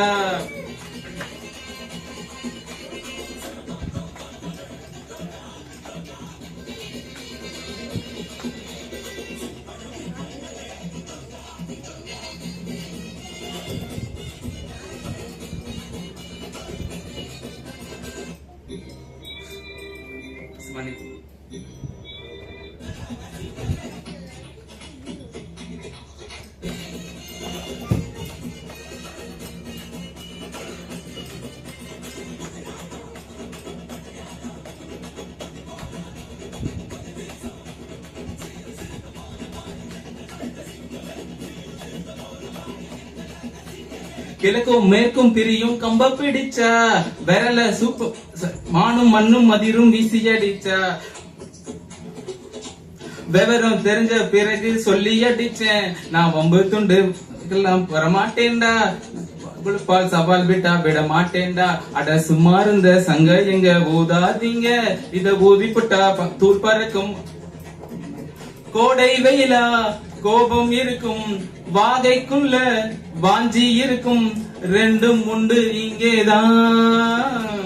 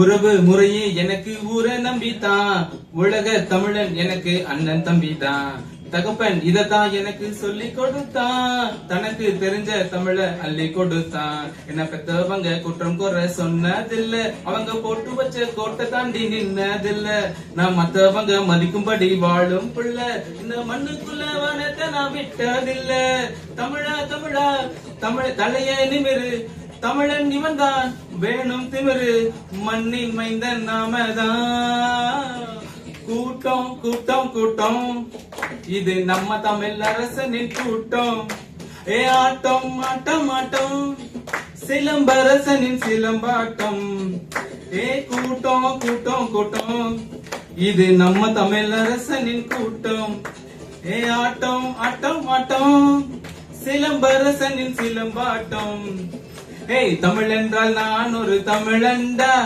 எனக்கு பலம் என் ரசிகண்டா கெட்டவன்னு பேர் எடுத்த நல்லவண்டா என் வெற்றிக்கு காரணம் ஆண்டவண்டா தடை பல வென்றவண்டா தலை கண்ணம் விட்டவண்டா தடை பல வென்றவண்டா தலை கண்ணம் விட்டவண்டா தப்பு தண்டா எப்பவுமே செய்யாதவண்டா முகுலமும் எக்குலமும் தெற்கு திசை மக்கள் எல்லாம் எப்போதும் என்னோடுதான்.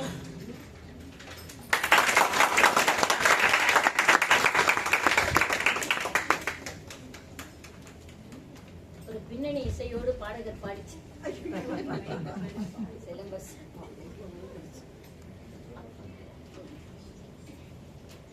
தமிழ்ச்செல்வன் அவர்கள் சிலம்பரசனின் பாட்டை மிகவும் துள்ளலோடு பாடியிருக்கிறார். அதுவும் ஒரு தன்னோடு தொடர்ந்து வருகின்ற இசையோடு பாடியிருக்கின்றார். ரொம்ப எல்லாருமே ரொம்ப ரசிச்சிருக்கீங்க. நீங்க கூட வந்த கைதட்டல் அதனை நிரூபித்திருக்கின்றது. பின்னால் வருகின்ற வசந்தகுமார், அந்த வசந்தகுமாரை பத்தி எல்லாருக்கும் தெரியும். அதனால திரும்ப அவரை பத்தி சொல்றேன். அவர் தமிழ் மீது காதல் கொண்டவர். அவர் தன்னை பத்தி வசந்தகுமார் மாறி பேசுறவர் மட்டும் இல்ல, பல பேர் மாதிரி பேசுறவர். அந்த நன்னை கலைமேல் மோகமும் கொண்டு அவர் நடிகனாக, பாடகனாக, தொகுப்பாளனாக, எழுத்தாளனாக, பேச்சாளனாக அவ்வப்போது பல வேடங்கள் புனைபவர். நான் சொல்றது பாருங்க, நாளத்தில் ஓடும் தமிழை ஞானம் சிறக்க உழைக்கும் பல நல்லுள்ளங்களோடு பயணிக்கும் நன்னன். நகரம் மீது நாட்டம் கொண்டு சிங்கப்பூரில் வேலை கண்டு பட்டறிவு திரட்டும் பைந்தமிழ். வா தமிழா. சிலம்பரசனை பற்றி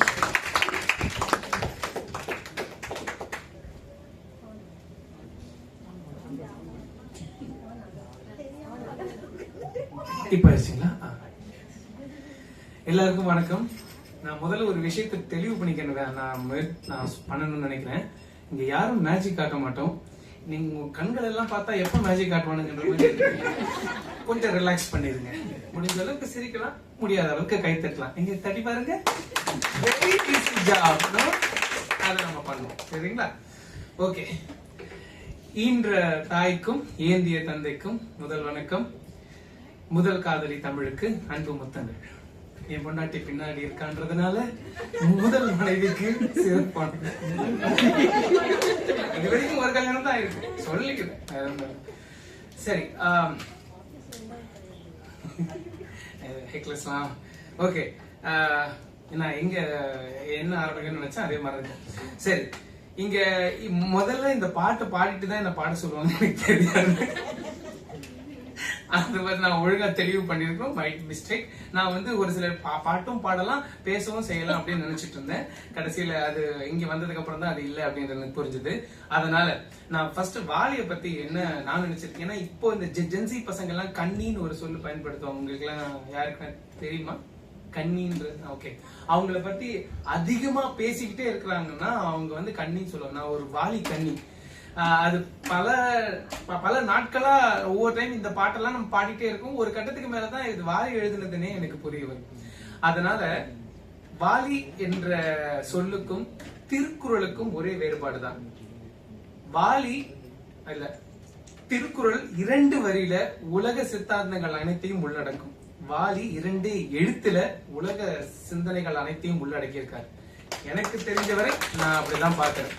அது ஏன்? ஆனா அவருக்கு வந்து கவிஞர் கண்ணதாசன் அவர்களை பற்றி பேசாத அதரங்கள் இந்த பூ உலகில் இருக்க முடியாது. அதே போல் வாலியும் அப்படித்தான். ஆனா அவருக்கு ஒரு சிறப்பம்சம் இருக்கு. என்னன்னா கவிஞர் கண்ணதாசனும் அவருக்கு போட்டி, விக்னேஷ் சிவனும் அவருக்கு போட்டி. அதுதான் அவருடைய ஏன்னா யாரா இருந்தாலும் நேருக்கு நேர் நின்றுவாங்க. அது மட்டும் இல்ல, ஜென்சி பசங்க, இப்ப இருக்கிற ஜென்சி பசங்க தினம் தினம் புது புது சொற்களா எடுத்துட்டு இருக்காங்க. ஆனா அவங்களே மூக்குல கால்கரல வச்சு யோசிக்கிற அளவுக்கு ஒரு விஷயத்த பண்ணிருக்காரு வாலி. 30 வருஷத்துக்கு முன்னாடியே முக்காபலான்ற சொல்ல கண்டுபிடிச்சிருக்காரு. அதுக்கு இது வரைக்கும் பொருள் தெரியாம பல சயின்டிஸ்டுகள் சுத்திட்டு இருக்காங்க அப்படின்றது நமக்கு எத்தனை பேருக்கு தெரியும்? இப்படி இருக்கும் வாலி 1, 2 அல்லாமல் 3, 4 தலைமுறை வரை போட்டியாளராகவும் பல பேருக்கு எடுத்துக்காட்டாகவும் திகழ்கிறார்.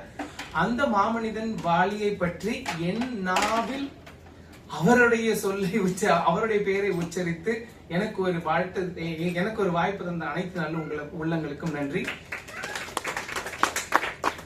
ஏற்கனவே பேர் சொன்னாலும் மறுபடியும் ரெஜிஸ்டர் பண்ணிக்கிறேன். வசந்த்குமார் ஆறுமுகம் நான் தான். சரி, நான் ஆணையிட்டால் அது நடந்து விட்டாலா இருக்கட்டும், ஏன் என்ற கேள்வி கேட்காமல் வாழ்க்கை இல்லை அப்படின்றது, ராக்கம்மா கையத்தட்டு, அண்ணாத்த ஆடுறார் ஒத்திக்கோ ஒத்திக்கோ, இந்த மாதிரி பாட்டெல்லாம் வரிகள் நமக்கு நினைவு இருக்குமா இல்லையான்னு தெரியாது. ஆனால் அதோட கதாநாயகர்களை நமக்கு நல்ல நினைவு இருக்கும். அதுக்கு காரணம் வாலியோட எழுத்துக்கள். அவருடைய எழுத்துக்களுக்கு ஒரு சிறப்பம்சம் இருக்கு. அந்த இடத்துல ஏன் என்ற கேள்வி கேட்காமல் வாழ்க்கை இல்லையில எம்ஜிஆர் எடுத்துட்டு நீங்க வேற யாருன்னா போட்டு பாத்தீங்கன்னா பொருந்தாது. சிவாஜியவே போட்டீங்கன்னாலும் பொருந்தாது. அதே மாதிரி ராக்கம்மா கைத்தட்டு அப்படின்ற பாடல்ல நீங்க கமலஹாசனையே போட்டாலும் ஏத்துக்க முடியாது. அதே மாதிரி அண்ணாத்த ஆடுறாருன்றத எப்படி இருக்கு யோசிப்பாங்க, முடியுமா? முடியாது. அந்த மாதிரி ஒருத்தருக்கும் இந்தந்த விஷயம் தான் இருக்கு, இவங்களுக்கு இந்த வார்த்தை தான் சரியா இருக்கும்ன்றத ரொம்ப இயல்பா நமக்கு சொல்லக்கூடிய ஒரு பெரிய வித்தகர். அது இப்போ இந்த பாட்டுக்கு வரும். தமிழ் என்றால் நான் ஒரு தமிழண்டா. அந்த பாட்டுல வந்து சிம்பு அவர்கள் 2வது படம் தம் அப்படின்ற ஒரு படத்துல இந்த இயக்குனருக்கு வந்து ஒரே ஒரு வேதனை, எப்படி இவரை வந்து மக்களோட இணைக்கிறது, எதனா ஒரு வரி வேணுமே, எதனா ஒரு சொல் வேணுமேன்னு சொல்லிட்டு அந்த இயக்குனர் தப்பிச்சிட்டு இருந்த போது ஒரே ஒரு வரியில விடை கொடுக்கிறாரு பரிசா. நான் சொன்னா நம்பு, உன் நண்பன் தானே சிம்பு அப்படின்னு சொல்லி. அங்க மட்டும் விடாம, அது வந்து அவரோட தொடக்கம். அங்க மட்டும் விடாம இன்னும் வந்துட்டு அவருக்கு ஒரு சில ஃபேன் பேஸ் வந்ததுக்கு அப்புறம், அவரோட பட்ஜெட் எல்லாம் கொஞ்சம் இன்க்ரீஸ் ஆனதுக்கு அப்புறம் ஒரு பொருட்செலவு அதிகமா இருக்கக்கூடிய பண்றதெல்லாம் சிலம்பாட்டு. அந்த படத்துல அவர் வெறும் சென்னை பையனாவே எல்லாரும் பாத்துட்டு இருக்காங்க, எல்லா மாவட்டத்துக்கும் போய் அவர் சேரணும் அப்படின்ற ஒரு முயற்சியில் எழுதப்பட்ட பாட்டு தான் இப்ப நீங்க கேட்ட பாட்டு தமிழண்டா நான் ஒரு தமிழண்டா. அவருக்கு எப்பவுமே அம்மா சொல்ற மாதிரி அவருக்கு எப்பவுமே அவர் வந்து இது வாலிதான் எழுதினாரு அப்படின்றத சொல்லிடுவார், சொல்லாம சொல்லிடுவார். ஒண்ணு, அந்த கேரக்டரை பத்தி என்னன்றத சொல்லிடுவாரு. 2வது, அந்த நபர் யாரு பாடுறாங்க அப்படின்றத சொல்லிடுவாரு. அங்க ஒரு பொது கருத்தும் இருக்கும். அந்த மாதிரிதான் தமிழ் என்றால் நான் ஒரு தமிழண்டா. அங்க வந்து அவரோட சிம்பு பண்ற கேரக்டர் பேரு தமிழ். தமிழ் என்றால் நான் ஒரு தமிழண்டா. அங்க வந்து சிம்புக்கு எதனா ஒண்ணு கொடுக்கணும் இல்லையா? சோ எனக்கு போல என் ரசிகண்டா. அப்போ அந்த டைம்ல கெட்டவன் அப்படின்ற ஒரு படத்துல அவர் ஆக்ட் பண்ணிருக்காருன்னு ரசல் பிரசாத் அவர் கேள்வி வேற. கெட்டவன் பேர் எடுத்த நல்லவன்டா, அதுக்கப்புறம் ஒரு புது கருத்து, என் வெற்றிக்கு காரணம் ஆண்டவன்டா. இந்த அளவுக்கு சிம்பிளா தான் இருக்கு நீங்க நினைச்சீங்கன்னா, அடுத்தவர் அவருக்கு கொஞ்சம் குசும்பு இருக்கு அப்படின்றதுனால அங்க இப்ப சிம்பு வீட்டு வரைக்கும் நீங்க பாத்தீங்கன்னா அவங்க வீட்டுல பக்கத்து வீட்டுல கூட அவரை பார்த்திருக்க மாட்டாங்க. ஆனா எல்லா பத்திரிகையிலயும் அவர் பேர் வந்துட்டு இருந்த காலம் அது. இங்க இருக்கிற இந்த நாளிதழா இருக்க வார இதழா இருக்க சிம்பு இல்லாம இருக்காது. அப்படி இருக்கும் பொழுது அவர் சொன்ன இடம் தான், தடை பல வென்ற வேண்டா, தடை பல வென்ற வேண்டா, தலைகணம் விட்ட வேண்டா, தப்பு தண்டா எல்லாமே பண்ணாத வேண்டாம், தப்பு தண்டா எப்பவுமே பண்ணாத வேண்டாம். யாரு? சிம்பு. அவர் கொஞ்சம் குசுமா தான் எழுதியிருக்காரு. அதனாலயே எனக்கு கொஞ்சம் ஈர்ப்பு அதிகமாச்சு. அதுக்கப்புறம் அவர் பாடின அவர் எழுதின வழி வந்து இப்போ சிங்கையில என்ன நடந்துட்டு இருக்கு அப்படின்றத வெளிப்பாடுதான் நான் பாக்குறேன். கூட்டம் கூட்டம் கூட்டம், இது தமிழுக்கு வருகிற கூட்டம். அதுல நான் என்னைக்கோ அவர் எழுதி வச்சுட்டாரு அப்படின்ற மாதிரி இருந்தது. இந்த கூட்டம் மட்டும் இல்ல, எந்த கூட்டமா இருந்தாலும் இந்த இது கண்டிப்பா பொருந்தும் அப்படின்றது எனக்கு தெரியும். அதுக்கப்புறம் சரணம், அந்த கேரக்டருக்கு என்ன அந்த சிலம்பாட்டம்ன்றது அவ்வளவு சூப்பரா அவர் பண்ணுவாரு அப்படின்றத காட்டுறதுக்கு கிழக்கும் மேற்கும் பிரியும் கம்ப பிடிச்சா. சோ கம்ப பிடிச்சாதான் கிழக்கு மேற்குமே பிரியும். அந்த அளவுக்கு அவர் வந்து சிலம்பாட்டத்தில் சிறந்தவர் அப்படின்றத சொல்லிட்டு, அதுக்கப்புறம் வானும் மண்ணும் மதிரும் வீசி அடிச்சா. அதுக்கப்புறம் சிசம்போட இன்புட் வருது, விரலை சூப்பும் வயசில் வித்தை படிச்சேன், விவரம் தெரிஞ்ச பிறகு சொல்லி அடிச்சேன். நான் வம்பு தும்பு, இது வந்து கேரக்டரோட இன்ட்ரக்ஷன் மறுபடியும் வருது. நான் வம்பு தும்பு சண்டைக்கு எல்லாம் வர மாட்டேன்டா, நீ வாய் கொழுப்பா சவால் விட்டா விட மாட்டேன்டா. ஏன்னா அந்த சீன்ல அப்படிதான் நடக்கும். அந்த வில்லனோட கேங்ல யாரோ ஒருத்தங்க ஏதோ சொல்லிடுவாங்க. அதுக்கப்புறம் தான் இவர் உள்ள போவாரு. அதுக்கப்புறம் அது சும்மா இருக்கும் சங்க, இதை ஊதாதீங்க, அது ஊதி போட்டா தூள் பறக்கும் மோதாதீங்க. இது வரைக்கும் அவரோட இன்டர்வியூ முடிஞ்சது. இந்த இடத்துல வாலி அவர்கள் வந்து அப்பப்போ ஒரு சில சொல்லு எல்லாம் நமக்கு கொடுப்பாரு, ஊட்டுவார், சொல்லாமையே கேட்காமையே. அதுல வாஞ்சை அப்படின்ற ஒரு சொல் நான் இந்த பாட்டுல இருந்து தான் நான் கத்துக்கிட்டேன். ஆனா ப்ரோ எனக்கு புரிஞ்சிருக்கு, எல்லா லிரிக்லயும் வாஞ்சே இல்ல. நீங்க ஆன்லைன்ல போயிட்டு தமிழண்டா நான் ஒரு தமிழண்டா லிரிக்ஸ் எடுத்தீங்கன்னா வாஞ்சின்னு தான் எழுதியிருக்காங்க. அதனாலதான் நம்மளும் வாசிட்டோம். அது வாஞ்சை இருக்குன்னு தான் அது நான் அதுக்கப்புறம் புரிஞ்சுட்டேன். பல தடவை கேட்டு வாஞ்சை என்றால் ஆசை பாசம் அப்படின்னு அது அதோட பொருள் எனக்கு இந்த பாட்டு மூலியமா தான் எனக்கு ஃபர்ஸ்ட் தெரிஞ்சது. அதனால எனக்கு அந்த இது பிடிக்கும். ரெண்டாவது சரணம், என்ன மாதிரி புதுசா டோஸ்ட் மாஸ்டர்ல சேர்ந்த எல்லாரும் இன்ட்ரோ எடுத்துக்கிற அளவுக்கு அழகாக இருக்கிற சொற்கள், முத்தான தமிழ் சொற்கள். அதனால அத கவி பெருக்கு போலனாலும் அங்க போகணும்ன்ற ஆசை இருக்கிறதுனால அதே மாதிரி நான் சொல்லி பாக்குறேன். ஒருவேளை என்னோட இன்ட்ரோவாவை கூட எடுத்துக்கலாம். உறவு முறையே எனக்கு ஊரை நம்பிதான், உலகத் தமிழன் எனக்கு அண்ணன் தம்பிதான், தகப்பன் இதைத்தான் எனக்கு சொல்லிக் கொடுத்தான், தனக்கு தெரிந்த தமிழை அள்ளி கொடுத்தான், என்னை பெத்தவங்க குத்தங்குற சொன்னதில்லை, அவங்க போட்டு வச்ச கோட்டை தாண்டி நின்னதில்லை, நான் மத்தவங்க மதிக்கும்படி வாழும் பிள்ளை, இந்த மண்ணுக்குள்ள மானத்தை நான் விட்டதில்லை, தமிழா தமிழா தலையை நிமிரு, தமிழன் என்றால் ஏறும் திமிரு, மண்ணின் மைந்தன் நாம் தான் என்று அழகாக கூறியிருக்கிறார். வைரமுத்து மாதிரி பேசினால் மட்டும் கவிப்பெருக்கு அழைத்து செல்ல மாட்டேன் என்று ராஜேஷ் ஒற்றைக்கண்ணால் பார்ப்பது எனக்கு தெரியும். ஏதேனும் சொந்த வரிகளை எழுதி கூடிய சீக்கிரம் சந்திக்கிறேன். நன்றி, வணக்கம்.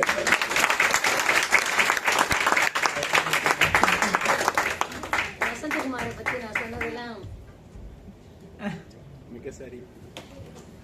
வசந்தகுமாரை பத்தி நான் சொன்னதெல்லாம் அவர் உண்மையாக்கிட்டு போயிட்டாரு. ரொம்ப அழகான ஒரு விளக்கம் சிலம்பரசன் பாட்டுக்கு. சிலம்பரசன் பாட்டை நீங்க யோசிச்சு பாத்தீங்கன்னா, சிலம்பரசன் பாடல்கள் ஆரம்பத்திலேயே ஒரு முரண் இருக்கும். கெட்டவன் பேர் எடுத்த நல்லவன்டா, அது எப்படிங்க கெட்டவன் பேர் எடுத்த நல்லவன்டா அப்படின்னு ஆரம்பிக்கும் போது சிலம்பரசனுக்கும் வாலிக்கும் ஒரு சிறந்த நட்பு இருக்குன்னா நம்புவீங்களா? சிறந்த நட்பு இருந்தது. எனக்கு அவர் எழுதுறான் பாருங்க, சிலம்பரசன் பாட்டு எழுதினாரு, லூசு பொண்ணு எழுதினாரு. அப்ப வாலி போல பாட்டு எழுத எனக்கு தெரியலையேன்னு எழுதினார். வாலி போல பாட்டு எழுத எனக்கு தெரியலையே, உன்னை பத்தி பாடாம தான் இருக்க முடியலையே. ஆக சிலம்பரசனுக்கும் வாலிக்கும் உள்ள நெருக்கம் அது. அதுக்கடுத்து இந்த பாடல் முழுக்க சிலம்பரசனுடைய வாழ்க்கை குறிப்பதான் பாடியிருக்காரு. அதுக்கு அடுத்தது சிலம்பரசனுக்கு என்ன வாதாடுவது போல இருக்கிறது அந்த பாடல். அவர் இப்படிப்பட்டவர் தான், அதனால அவரை விட்டுடுங்கன்ற மாதிரி இருக்கு அந்த சில பாடல், சில வரிகள். இந்த தடை பல வென்ற வேண்டா, தடைக்கணம் விட்ட வேண்டா, தடை அந்த தப்பு தண்டா எப்பவுமே பண்ணாத வேண்டா, இப்ப இந்த பாடல் வந்து இந்த 3 வரிகள் எதுக்காக எழுதியிருக்காருன்னா, அவர் படம் எப்பயுமே ரிலீஸ் ஆகாது, ஏதாவது பிரச்சனையில நின்று போயிடும். அதான் தடை பல வென்ற வேண்டாவாம். அதுக்கு அடுத்தது தடைகணம் விட்ட வேண்டாம். இவருக்கு தடைகண நடிகர் தான் எழுதுவாங்க. குறிப்பு எழுதும்போது தடைகணம் அந்த ஹெட்வைட் இல்லாதவர்னு எழுது. அவருக்கு ஹெட்வைட் ஆக்டர் தான் எழுதுவாங்க குறிப்பு எழுதும்போது.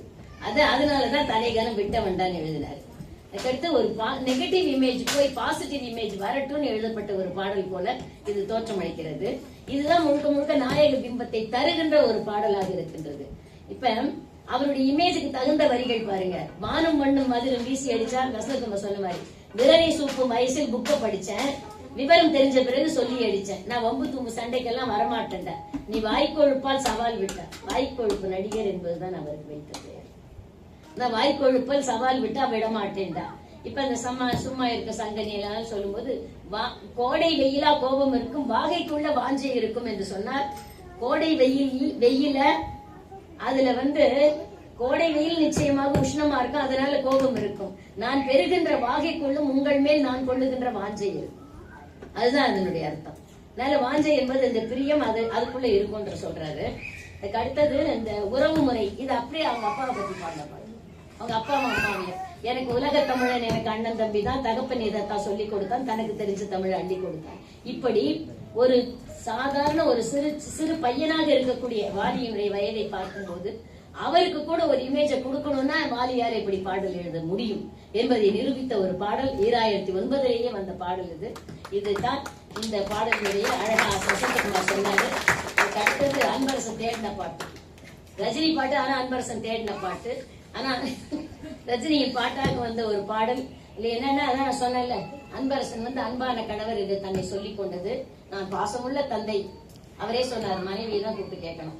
இந்த முதுகலை கணினி அறிவியலில் பட்டம் பெற்று மென்பொருள் பொறியாளராக சிங்கையில் 14 ஆண்டுகளாக பணியாற்றுகிறார். அன்பான கணவர், 2 குழந்தைகளின் பாசமான தந்தை, பாரதியார் பேச்சாளர் மன்றத்தில் கடந்த 7 ஆண்டுகளாக உறுப்பினராக இருக்கிறார். மனைவி அகிலா முதுகலை கணினி அறிவியலில் பட்டம் பெற்று சிங்கப்பூரில் மென்பொருள் பொறியாளராக பணியாற்றுகிறார். குடும்ப தலைவி, 2 குழந்தைகளின் பாசமான தாய், பாரதியார் பேச்சாளர் மன்றத்தின் உறுப்பினர். இது நீங்க தான் இருந்தீங்க, நீங்களா எழுதிட்டீங்க. அவங்களுக்கும் வீட்டுல வம்பு வரப்போகுது, 2 குழந்தைகளின் பாசமான தாயில. சரி, பரவாயில்ல, இருவரும் அப்படியே இருக்க நாங்கள் வாழ்த்துகிறோம். வாருங்கள்.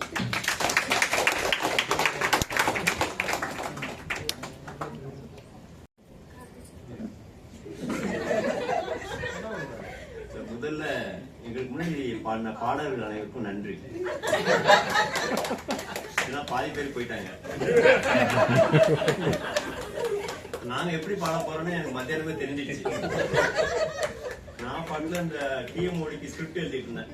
நம்ம பிராக்டிஸே பண்ணல, வா நம்ம பண்ணணும்னு சொல்லிட்டு ஒய்ஃப் ரூம்ல உட்காந்து 2 பேரும் பாடல, ஏதோ ஒன்று பண்ணிட்டு இருந்தோம். பையன் அது வரைக்கும் டிவி பார்த்துட்டு இருந்தான். ஏன் கதவை தட்டி, என்ன 2 பேருக்கும் சண்டை அப்படிங்கிறாங்க.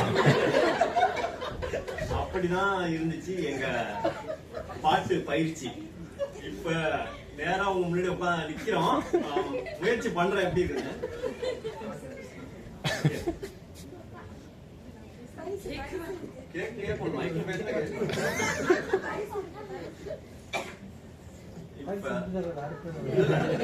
ஐயா எதுக்கு பரிசு அறிவிச்சாருன்னு எல்லாருக்கும் தெரியும். அது எனக்கு கிடைக்காதுன்னு நல்லாவே தெரியும். இந்த பாட்டு கொஞ்சம் அழுதுட்டு பண்ணணுமா, ஒய்ஃப் சிரிக்க கூடாதுன்னு சொல்லிட்டு வந்தா,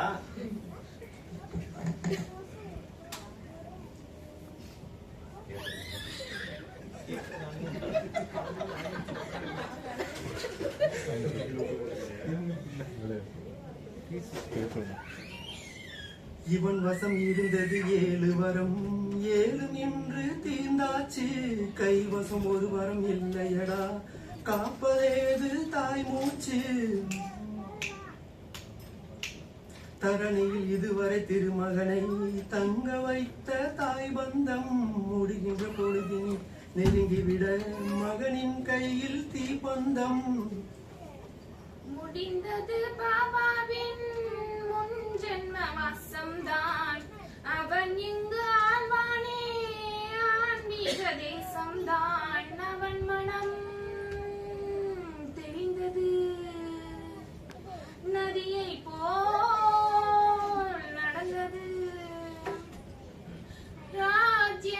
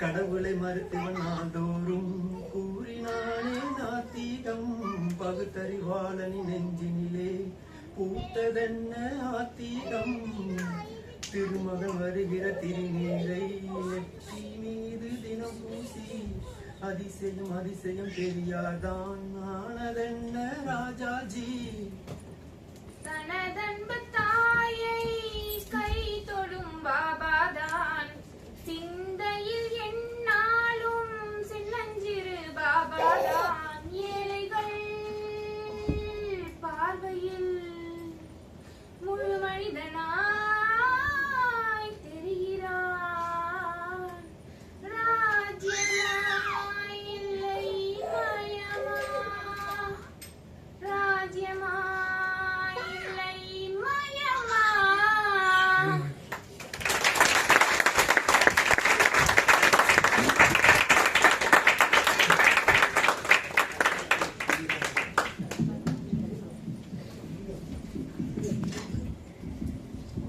இந்த ரஜினியுடைய இந்த பாடல் வந்து ரொம்ப உருக்கமா பாடணும்.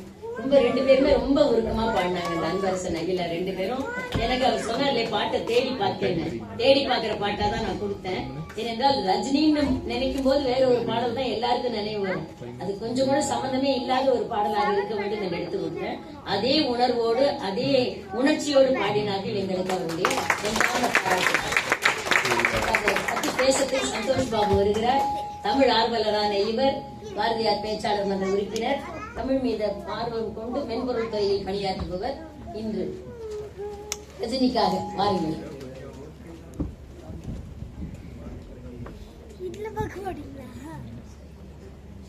அனைவருக்கும் இனிய மாலை வணக்கம். 10 மணி ஆச்சு.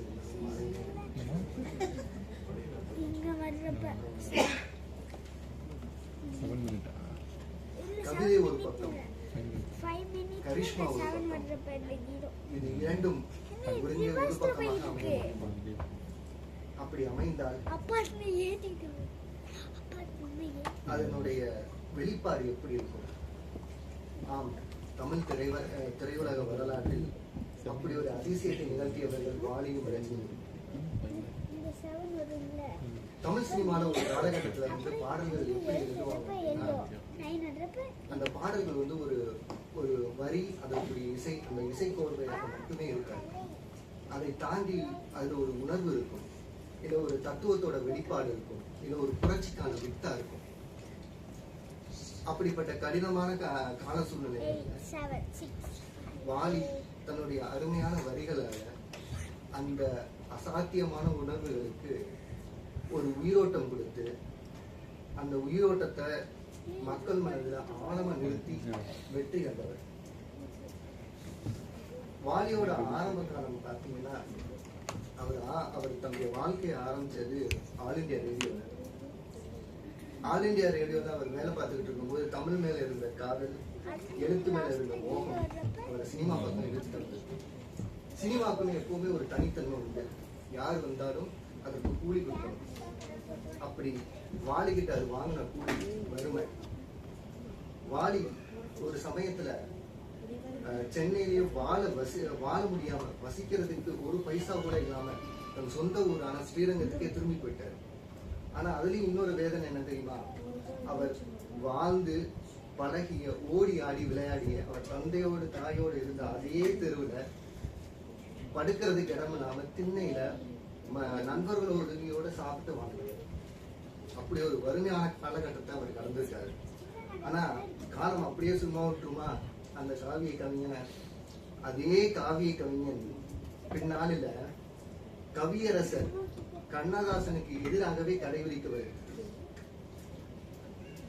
அதே மாதிரி ரஜினியும் வந்து ரொம்ப மிக சாதாரண சிவாஜி ராவா தமிழ்நாட்டுக்குள்ள உள்ள வர்றாரு, பரட்டையா தெரிகிறாரு. பின்னர் பட்டை தீட்டிய வைரமாய் தமிழ் சினிமாவில் மட்டும் இல்லாம உலக அளவுல அவர் ஒரு மிகப்பெரிய நட்சத்திரமா ஒளி வீசிட்டு இருக்காரு. இப்ப இந்த 2 இமயங்களும் இணைந்தால் சொல்லவும் வேண்டுமா? இலக்கிய வெடிப்புக்கும் பஞ்சமில்லை, வார்த்தை வெள்ளத்துக்கும் அளவில்லாம இருக்கு. கரிஷ்மாவும் கவிதையும் ஒன்னு இணைந்து வளர்த்துக்குச்சுன்னே சொல்லலாம். அப்படி ஒரு காம்பினேஷன் ரஜினி ஒரு நடிகனா ரஜினியை நம்ம எல்லாருக்கும் தெரியும். அவருடைய பன்முக திறமையை வெளிக்காட்டுறதுக்கு எப்பயுமே ஒரு நடிகனோட பன்முக திறமையை வெளிக்காட்டணும்னா ஒரு அதிகபட்சமான மக்களை ரீச் பண்ணணும்னா அதுக்கு முக்கியமான காரணம் பாடல்கள் மட்டும்தான். ஒரு பாடல் தான் ஒரு தனித்துவத்தை எம்ஜிஆர் தான் நான் ஆணையிட்டாலும் சொன்னாங்க இல்லையா, அதே மாதிரி ரஜினிக்கு ஒவ்வொரு பாடல்களையும் அவரை தன்னை அதோட அதுக்கடுத்த உயரத்துல அவரை நிறுத்திக்கிட்டே போயிட்டே இருக்கு. அப்படி கவிதையோட ஒரு உயரத்தை தொடுவதற்கும் ரஜினியோட வெளிச்சம் ரொம்பவே அவருக்கு உதவியா இருந்தது. உங்க எல்லாருக்கும் தெரியும், ஒருவன் முதலாளி, உலகில் மற்றவன் தொழிலாளி, விதியை நினைப்பவன் ஏமாளி, அதை வென்று முடிப்பவன் அறிவாளி. இப்படி முதலாளி, உழைப்பாளி, ஒற்றுமை என அனைத்தையும் ஒரே வரியில எழுதி ஒரே பாடல்ல எழுதி சாதாரண ரஜினியா தெரிந்த நம்ம அவரை ஒரு தத்துவ உருவமா ஒரு தத்துவ ஒருமையாக திரைவானில் ஜொலிக்க வைத்தவர் வாலி. அது மட்டுமா செஞ்சாரு, ரஜினியை வந்து உலக அளவுக்கு கொண்டு போகணும் இல்லையா, அதுக்கு அவர் எடுத்துக்கிட்ட உயரம் பாத்தீங்கன்னா அவர் தளபதி படத்துல ஒரு பாடல் வரும், ராக்கம்மா கைத்தட்டு. ஏற்கனவே சிலபரசன் பேசினாரு. இந்த ராக்கம்மா கைத்தொட்டரோட ஒரு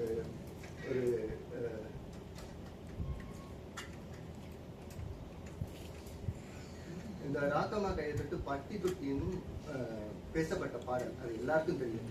ஆனா அதை தாண்டி 2002ஆம் ஆண்டுக்கான உலக அளவுல அதிகமாக பிரபலமான பாடலாக தேர்ந்தெடுக்கப்பட்டது பிபிசியால.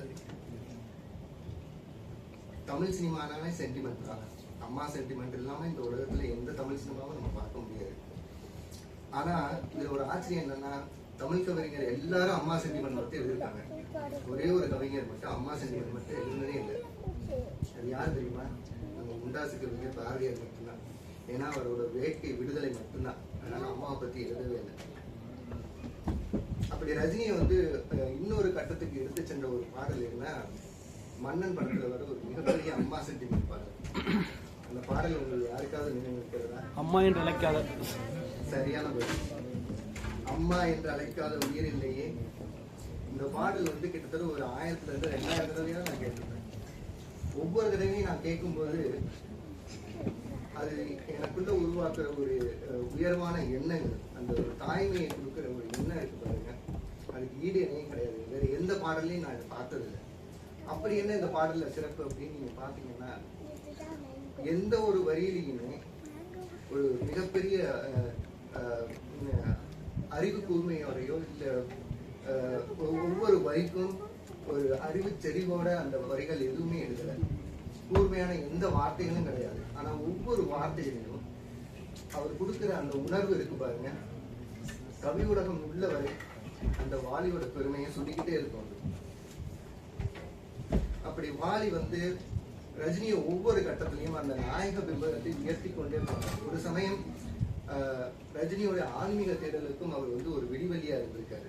எப்படி அப்படின்னு பாத்தீங்கன்னா, ரஜினியோட ஆன்மீக தேடல்ல அவர் வந்து தன்னுடைய குருநாதரா நினைக்கிற மகாவதார் பாபாஜிக்காக அவர் தன்னுடைய பங்களிப்பா ஒரு படம் இருக்குன்னு நினைச்சாரு. அப்படி அவர் எடுக்க முனைப்பட்ட படம் தான் பாபா. இந்த பாபால உள்ள எல்லா பாடல்களும் வந்து வாலிதான் வந்து பாடி. இப்படி அந்த பாடல்களை பத்தி ரஜினி ஒரு முறை ரொம்ப உணர்ச்சி வசப்பட்டு பேசியிருக்காரு. எப்படி பேசியிருக்காரு அப்படின்னு பாத்தீங்கன்னா, நான் ஒவ்வொரு முறையும் இமயமலைக்கோ இல்ல ஆன்மீக சுற்றுப்பயணமோ எல்லா இடத்துக்கும் நான் போயிட்டு வரேன். ஆனா ஒவ்வொரு இடையும் நான் போயிட்டு வரும்போது எனக்குள்ள இருக்கிற அந்த ஆன்மீக எண்ணங்களுக்கு இதுவரைக்கும் நான் வார்த்தை வடிவம் தேடுனதே இல்லை. ஆனா அந்த அத்தனைக்கும் ஒரு வார்த்தை ஒரு எழுத்து வடிவம் கொடுத்து அதற்கு ஒரு உயிரோவியம் கொடுத்து வண்ணம் தீட்டி இது மக்கள் மனதில ஆழமா பதிய வச்சிருக்காருன்னு சொல்லி ரொம்ப உணர்ச்சி வசப்பட்டு பேசினாங்க. அப்படி ஒரு படத்துல இருந்துதான் இன்னைக்கு நம்ம ஒரு பாடல் பார்த்தோம். இவன் வசம் இருந்தது 7 வரம் 7ம் இங்க தீர்ந்தாச்சு அப்படின்னு.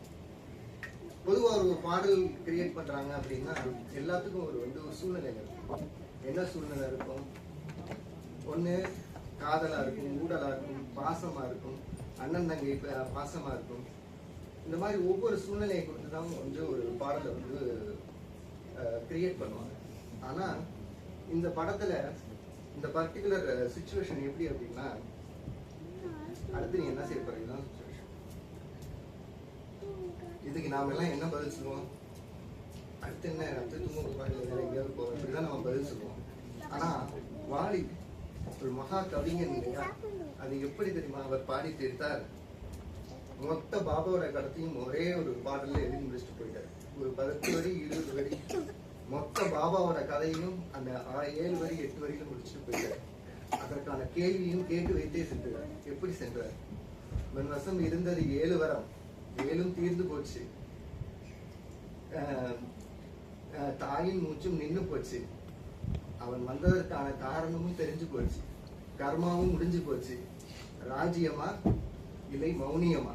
மௌனியமா என்பது அவர் திரும்ப அவருடைய பழைய நிலைக்கு போறதா ஒரு சொல்லாடல். அது இப்படி மொத்தமா கேட்டு அவர் முடிச்ச பாங்க இருக்கு பாருங்க. வாலி எப்பவுமே வார்த்தைகளில் நான் ஒரு அரசன் என்பதை மீண்டும் மீண்டும் நிரூபித்துக் கொண்டிருக்கிறார்.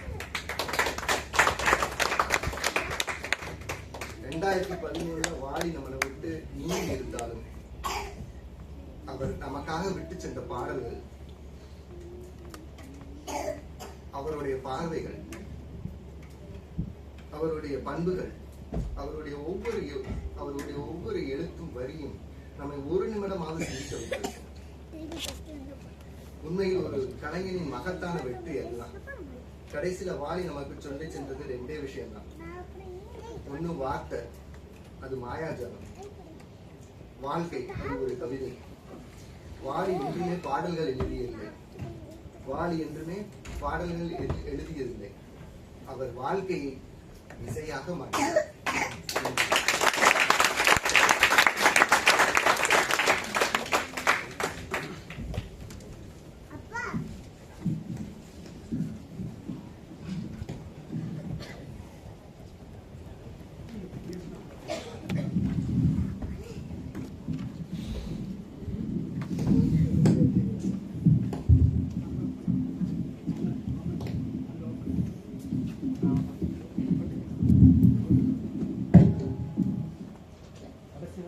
நல்லதா போச்சு. என்னென்ன பிரச்சனை இருக்குன்னு தெரியும். அடுத்த முறை இதெல்லாம் பார்த்துக்கலாம். மன்னிக்கணும். நிறைவு பேச்சாக வந்த சந்தோஷ் பூபதி மிகவும் ஒரு உணர்வு பூர்வமாக ரஜினியினுடைய வாழ்க்கையையும் வாலியினுடைய வாழ்க்கையும் ஒப்பிட்டு யார் மிகவும் 2 பேரும் எப்படி சிறந்து விளங்கி இருக்கிறார்கள் என்பதெல்லாம் ரொம்ப நல்லா சொல்லிட்டு போனாரு. இந்த முறை நான் நாயக பிம்பம் என்று கொடுத்த அந்த பாடல்கள் வரிசையில பாடிய பாடகர்களும் சரி, பேசிய பேச்சாளர்களும் சரி, ரொம்ப அதுக்காக நிறைய ஹோம்ஒர்க் பண்ணியிருக்காங்க. இதைத்தான் நான் ரொம்ப எதிர்பார்த்தேன். இது போல அவங்களுக்கு இந்த பாடல் தான் உங்களுக்கு நீங்க பிறந்தே இருக்க மாட்டீங்கன்னா அதுதான் எனக்கு வேணும். அந்த பாடல்களும் இங்கு அறிமுகமாக வேண்டும். அப்போது அவர்களுக்கு அதுவும் தெரிய வேண்டும். நமக்கு தெரிஞ்சதெல்லாம் இந்த சென்சி பாடல்கள் மட்டுமல்ல, பொருள் புரியாத சென்சி பாடல்கள் மட்டுமல்ல, அவர்களே நின்று மேடையில பண்ணா நம்ம கீழே உட்காந்து கேட்க கஷ்டமா இருக்கு. ஏன்னா பாடுகின்ற 2 குழந்தைகள் பாடிக்கொண்டிருந்தால் நம்ம கீழே உட்காந்து கேட்க கஷ்டமா இருக்கு. அவ்வளவு மோசமான வார்த்தைகள் எல்லாம் அமைந்து, வார்த்தைகள் எல்லாம் போடப்பட்டு, நீங்க சூப்பர் சிங்கர் ஜூனியர் கேட்டு பாருங்க. சில நேரங்கள்ல நமக்கு கண்ணீர் வரக்கூடிய அளவிற்கு அந்த வார்த்தைகள் எல்லாம் கோர்க்கப்பட்டிருக்கின்றன. ஆனால் அந்த பழைய பாடல்கள்ல எந்த விதமான ஆபாசமும் இல்லை என்பதை எல்லோருக்கும் தெரியணும். எவ்வளவு வார்த்தைகளையும் அர்த்தங்களையும் புரிந்து வைத்திருக்கிறது என்பதையும் நாம் புரிந்து வைத்துக் கொள்ள வேண்டும் என்பதற்காகத்தான் அந்த பாடல்களை எல்லாம் நான் தேடி தேடி தருகிறேன். அப்ப இந்த பாடல்ல நான் நினைச்சது, அன்பரசன் சொன்னது சரிதான். எனக்கு இந்த பாட்டு அவ்வளவு ஈஸியா எல்லாருக்கும் கிடைக்கக்கூடிய ஒரு பாட்டு இல்ல. ராஜ்யமா அல்லது இமயமா என்ற பாட்டு இப்படி ரஜினியுடைய வாழ்க்கை என்னவோ அதை அப்படியே கொடுக்கிறார். நீ இப்ப என்ன முடிவு பண்ண போற? ராஜ்யமா? நீ என்ன அரசாட்சிக்கு வர போறியா, இல்ல நீ மறுபடியும் ஒவ்வொரு தரையும் இமயத்துக்கு போறியா, அந்த மாதிரி போயிட போறியா? நாளை நீ என்ன செய்ய போற? எங்கிவன் மன்னனா அல்லது மபுல்வியா என்று கேட்கிறார். அப்ப நீ ரஜினி வெளியில வரும்போது தன்னுடைய விக் வச்சுட்டு வர்றதில்ல, அதே வழுக்க தலையோடு தான் வர்றாரு, சாதாரண உடையோடு வருகிறார். இவர் தான் அப்படி வரான்றதையும் இந்த உலகம் ஏற்றுக்கொண்டு இருக்கிறது. அந்த சினிமால வரக்கூடிய அந்த தோற்றத்தையும் ஏற்றுக்கொண்டிருக்கிறது, உண்மையான தோற்றத்தையும். அந்த உண்மையான தோற்றத்தோடு வருகின்ற துணிச்சல் எந்த நடிகருக்கும் இல்லை, எந்த நடிகருக்கும் இருந்ததில்லை. அதனால அவனுக்கு வந்ததனால சொல்றாரு, மகுல்வியா, எல்லா பற்றுகளையும் துறந்த மகுல்வி போல ஆகப் போகின்றாயா என்று கேட்கின்றார். அதுக்கடுத்து 1000 அதிசயம் அமைந்தது பாபா ஜாதகம் அப்படின்னு சொல்றாரு. இந்த லைனை ரஜினியை தவிர வேற யாருக்கு பாடலாம்? எம்ஜிஆர் பாடலாம், விஜயகாந்துக்கு பாடலாம், மற்ற கதாநாயகர்களுக்கு பாட முடியுமா? பாடினா கேட்கிற நமக்கே சிரிப்பு வரும். அதனால அப்படிப்பட்ட அந்த வரிகளை சேர்த்து கோர்த்தெடுத்து கொடுத்த வாலியினுடைய திறன் எப்படிப்பட்டதாக இருந்திருக்கு பாருங்க. அதுக்கு அடுத்தது இன்னொன்னு சொல்றாங்க பாருங்க, கேள்வியாய் வாழ்கிறான் மௌனத்தை ஆழ்கிறான். கேள்வியாய் வாழ்கிறான் நம்ம எல்லாரும் கேட்டமே, நீ வரப்போறியா ராஜ்யத்துக்கு, எப்ப வரப்போற, எலெக்ஷன்ல, அப்ப மௌனத்தை ஆழ்கிறான், பதிலே சொல்லலையே அவரு.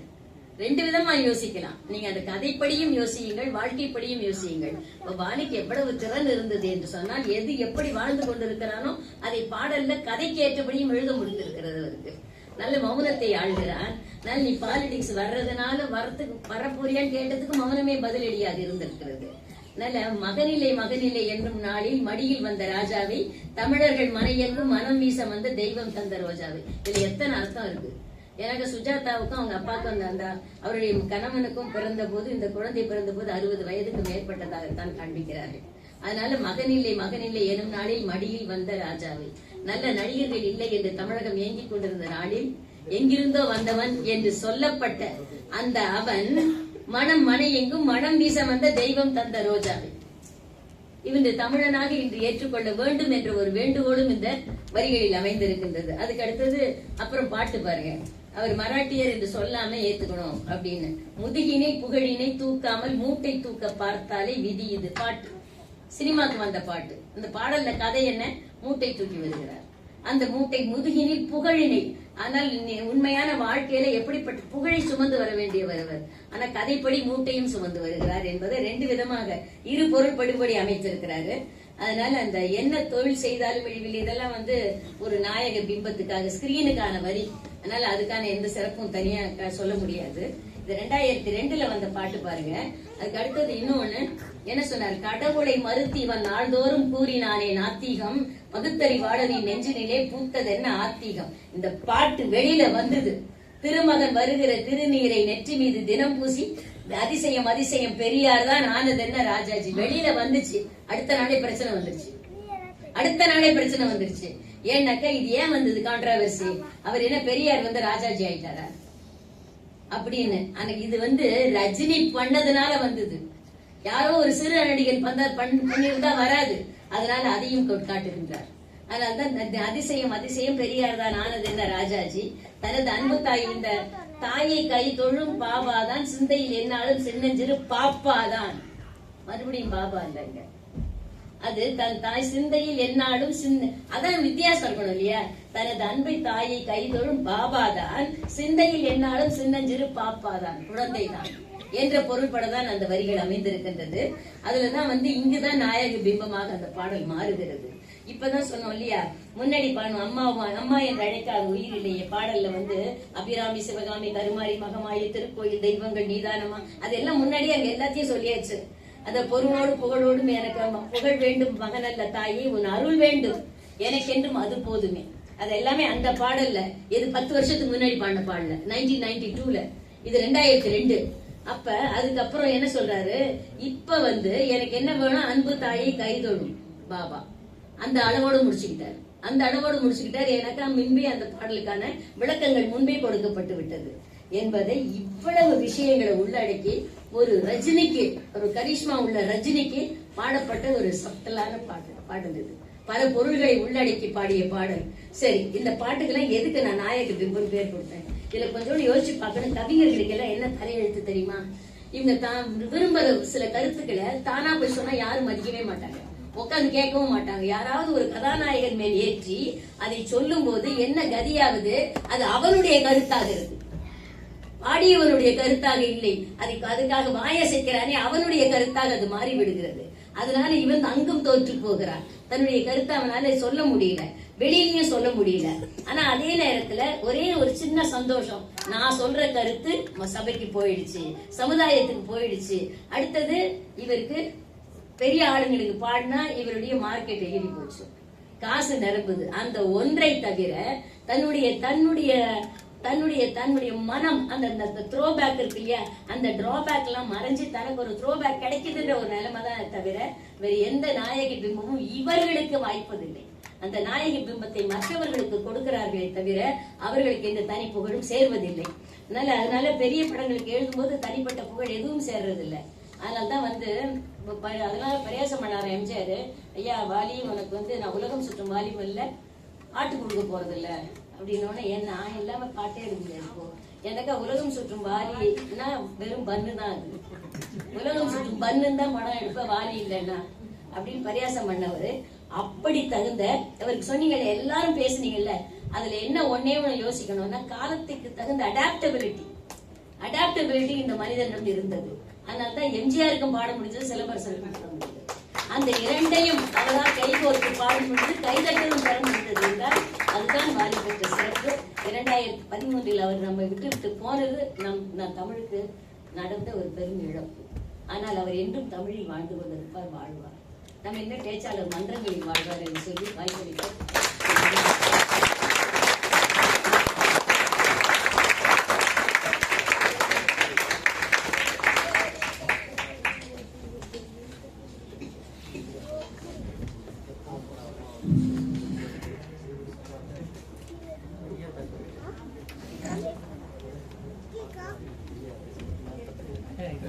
மிகவும் சிறப்பாக அமைந்தது நிகழ்ச்சி. இப்போது இறுதியாக ஒரு குழு புகைப்படம்.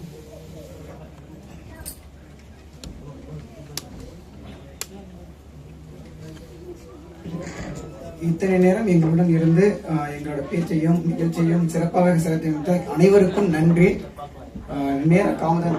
காலதாமதம் ஆகிவிட்டது, மன்னிக்கவும். நாங்கள் அடுத்த முறை நல்லா சிறப்பாக குறிப்பிட்ட நேரத்துக்குள்ள முடிக்கிற மாதிரி பார்த்துக்கிறோம். சரிங்களா? ஒரு குழு புகைப்படம் எடுத்துட்டு சாப்பிட்டு கிளம்பிடணும். சரிங்களா? ஆமா, எடுத்துக்கலாம். பேச்சாளர்களும் பாடல்களும் ஒரு குழு புகைப்படம் எடுத்துக்கலாம். முதல்ல எல்லாத்துடைய குழு புகைப்படம் எடுத்துக்கலாம். ஆ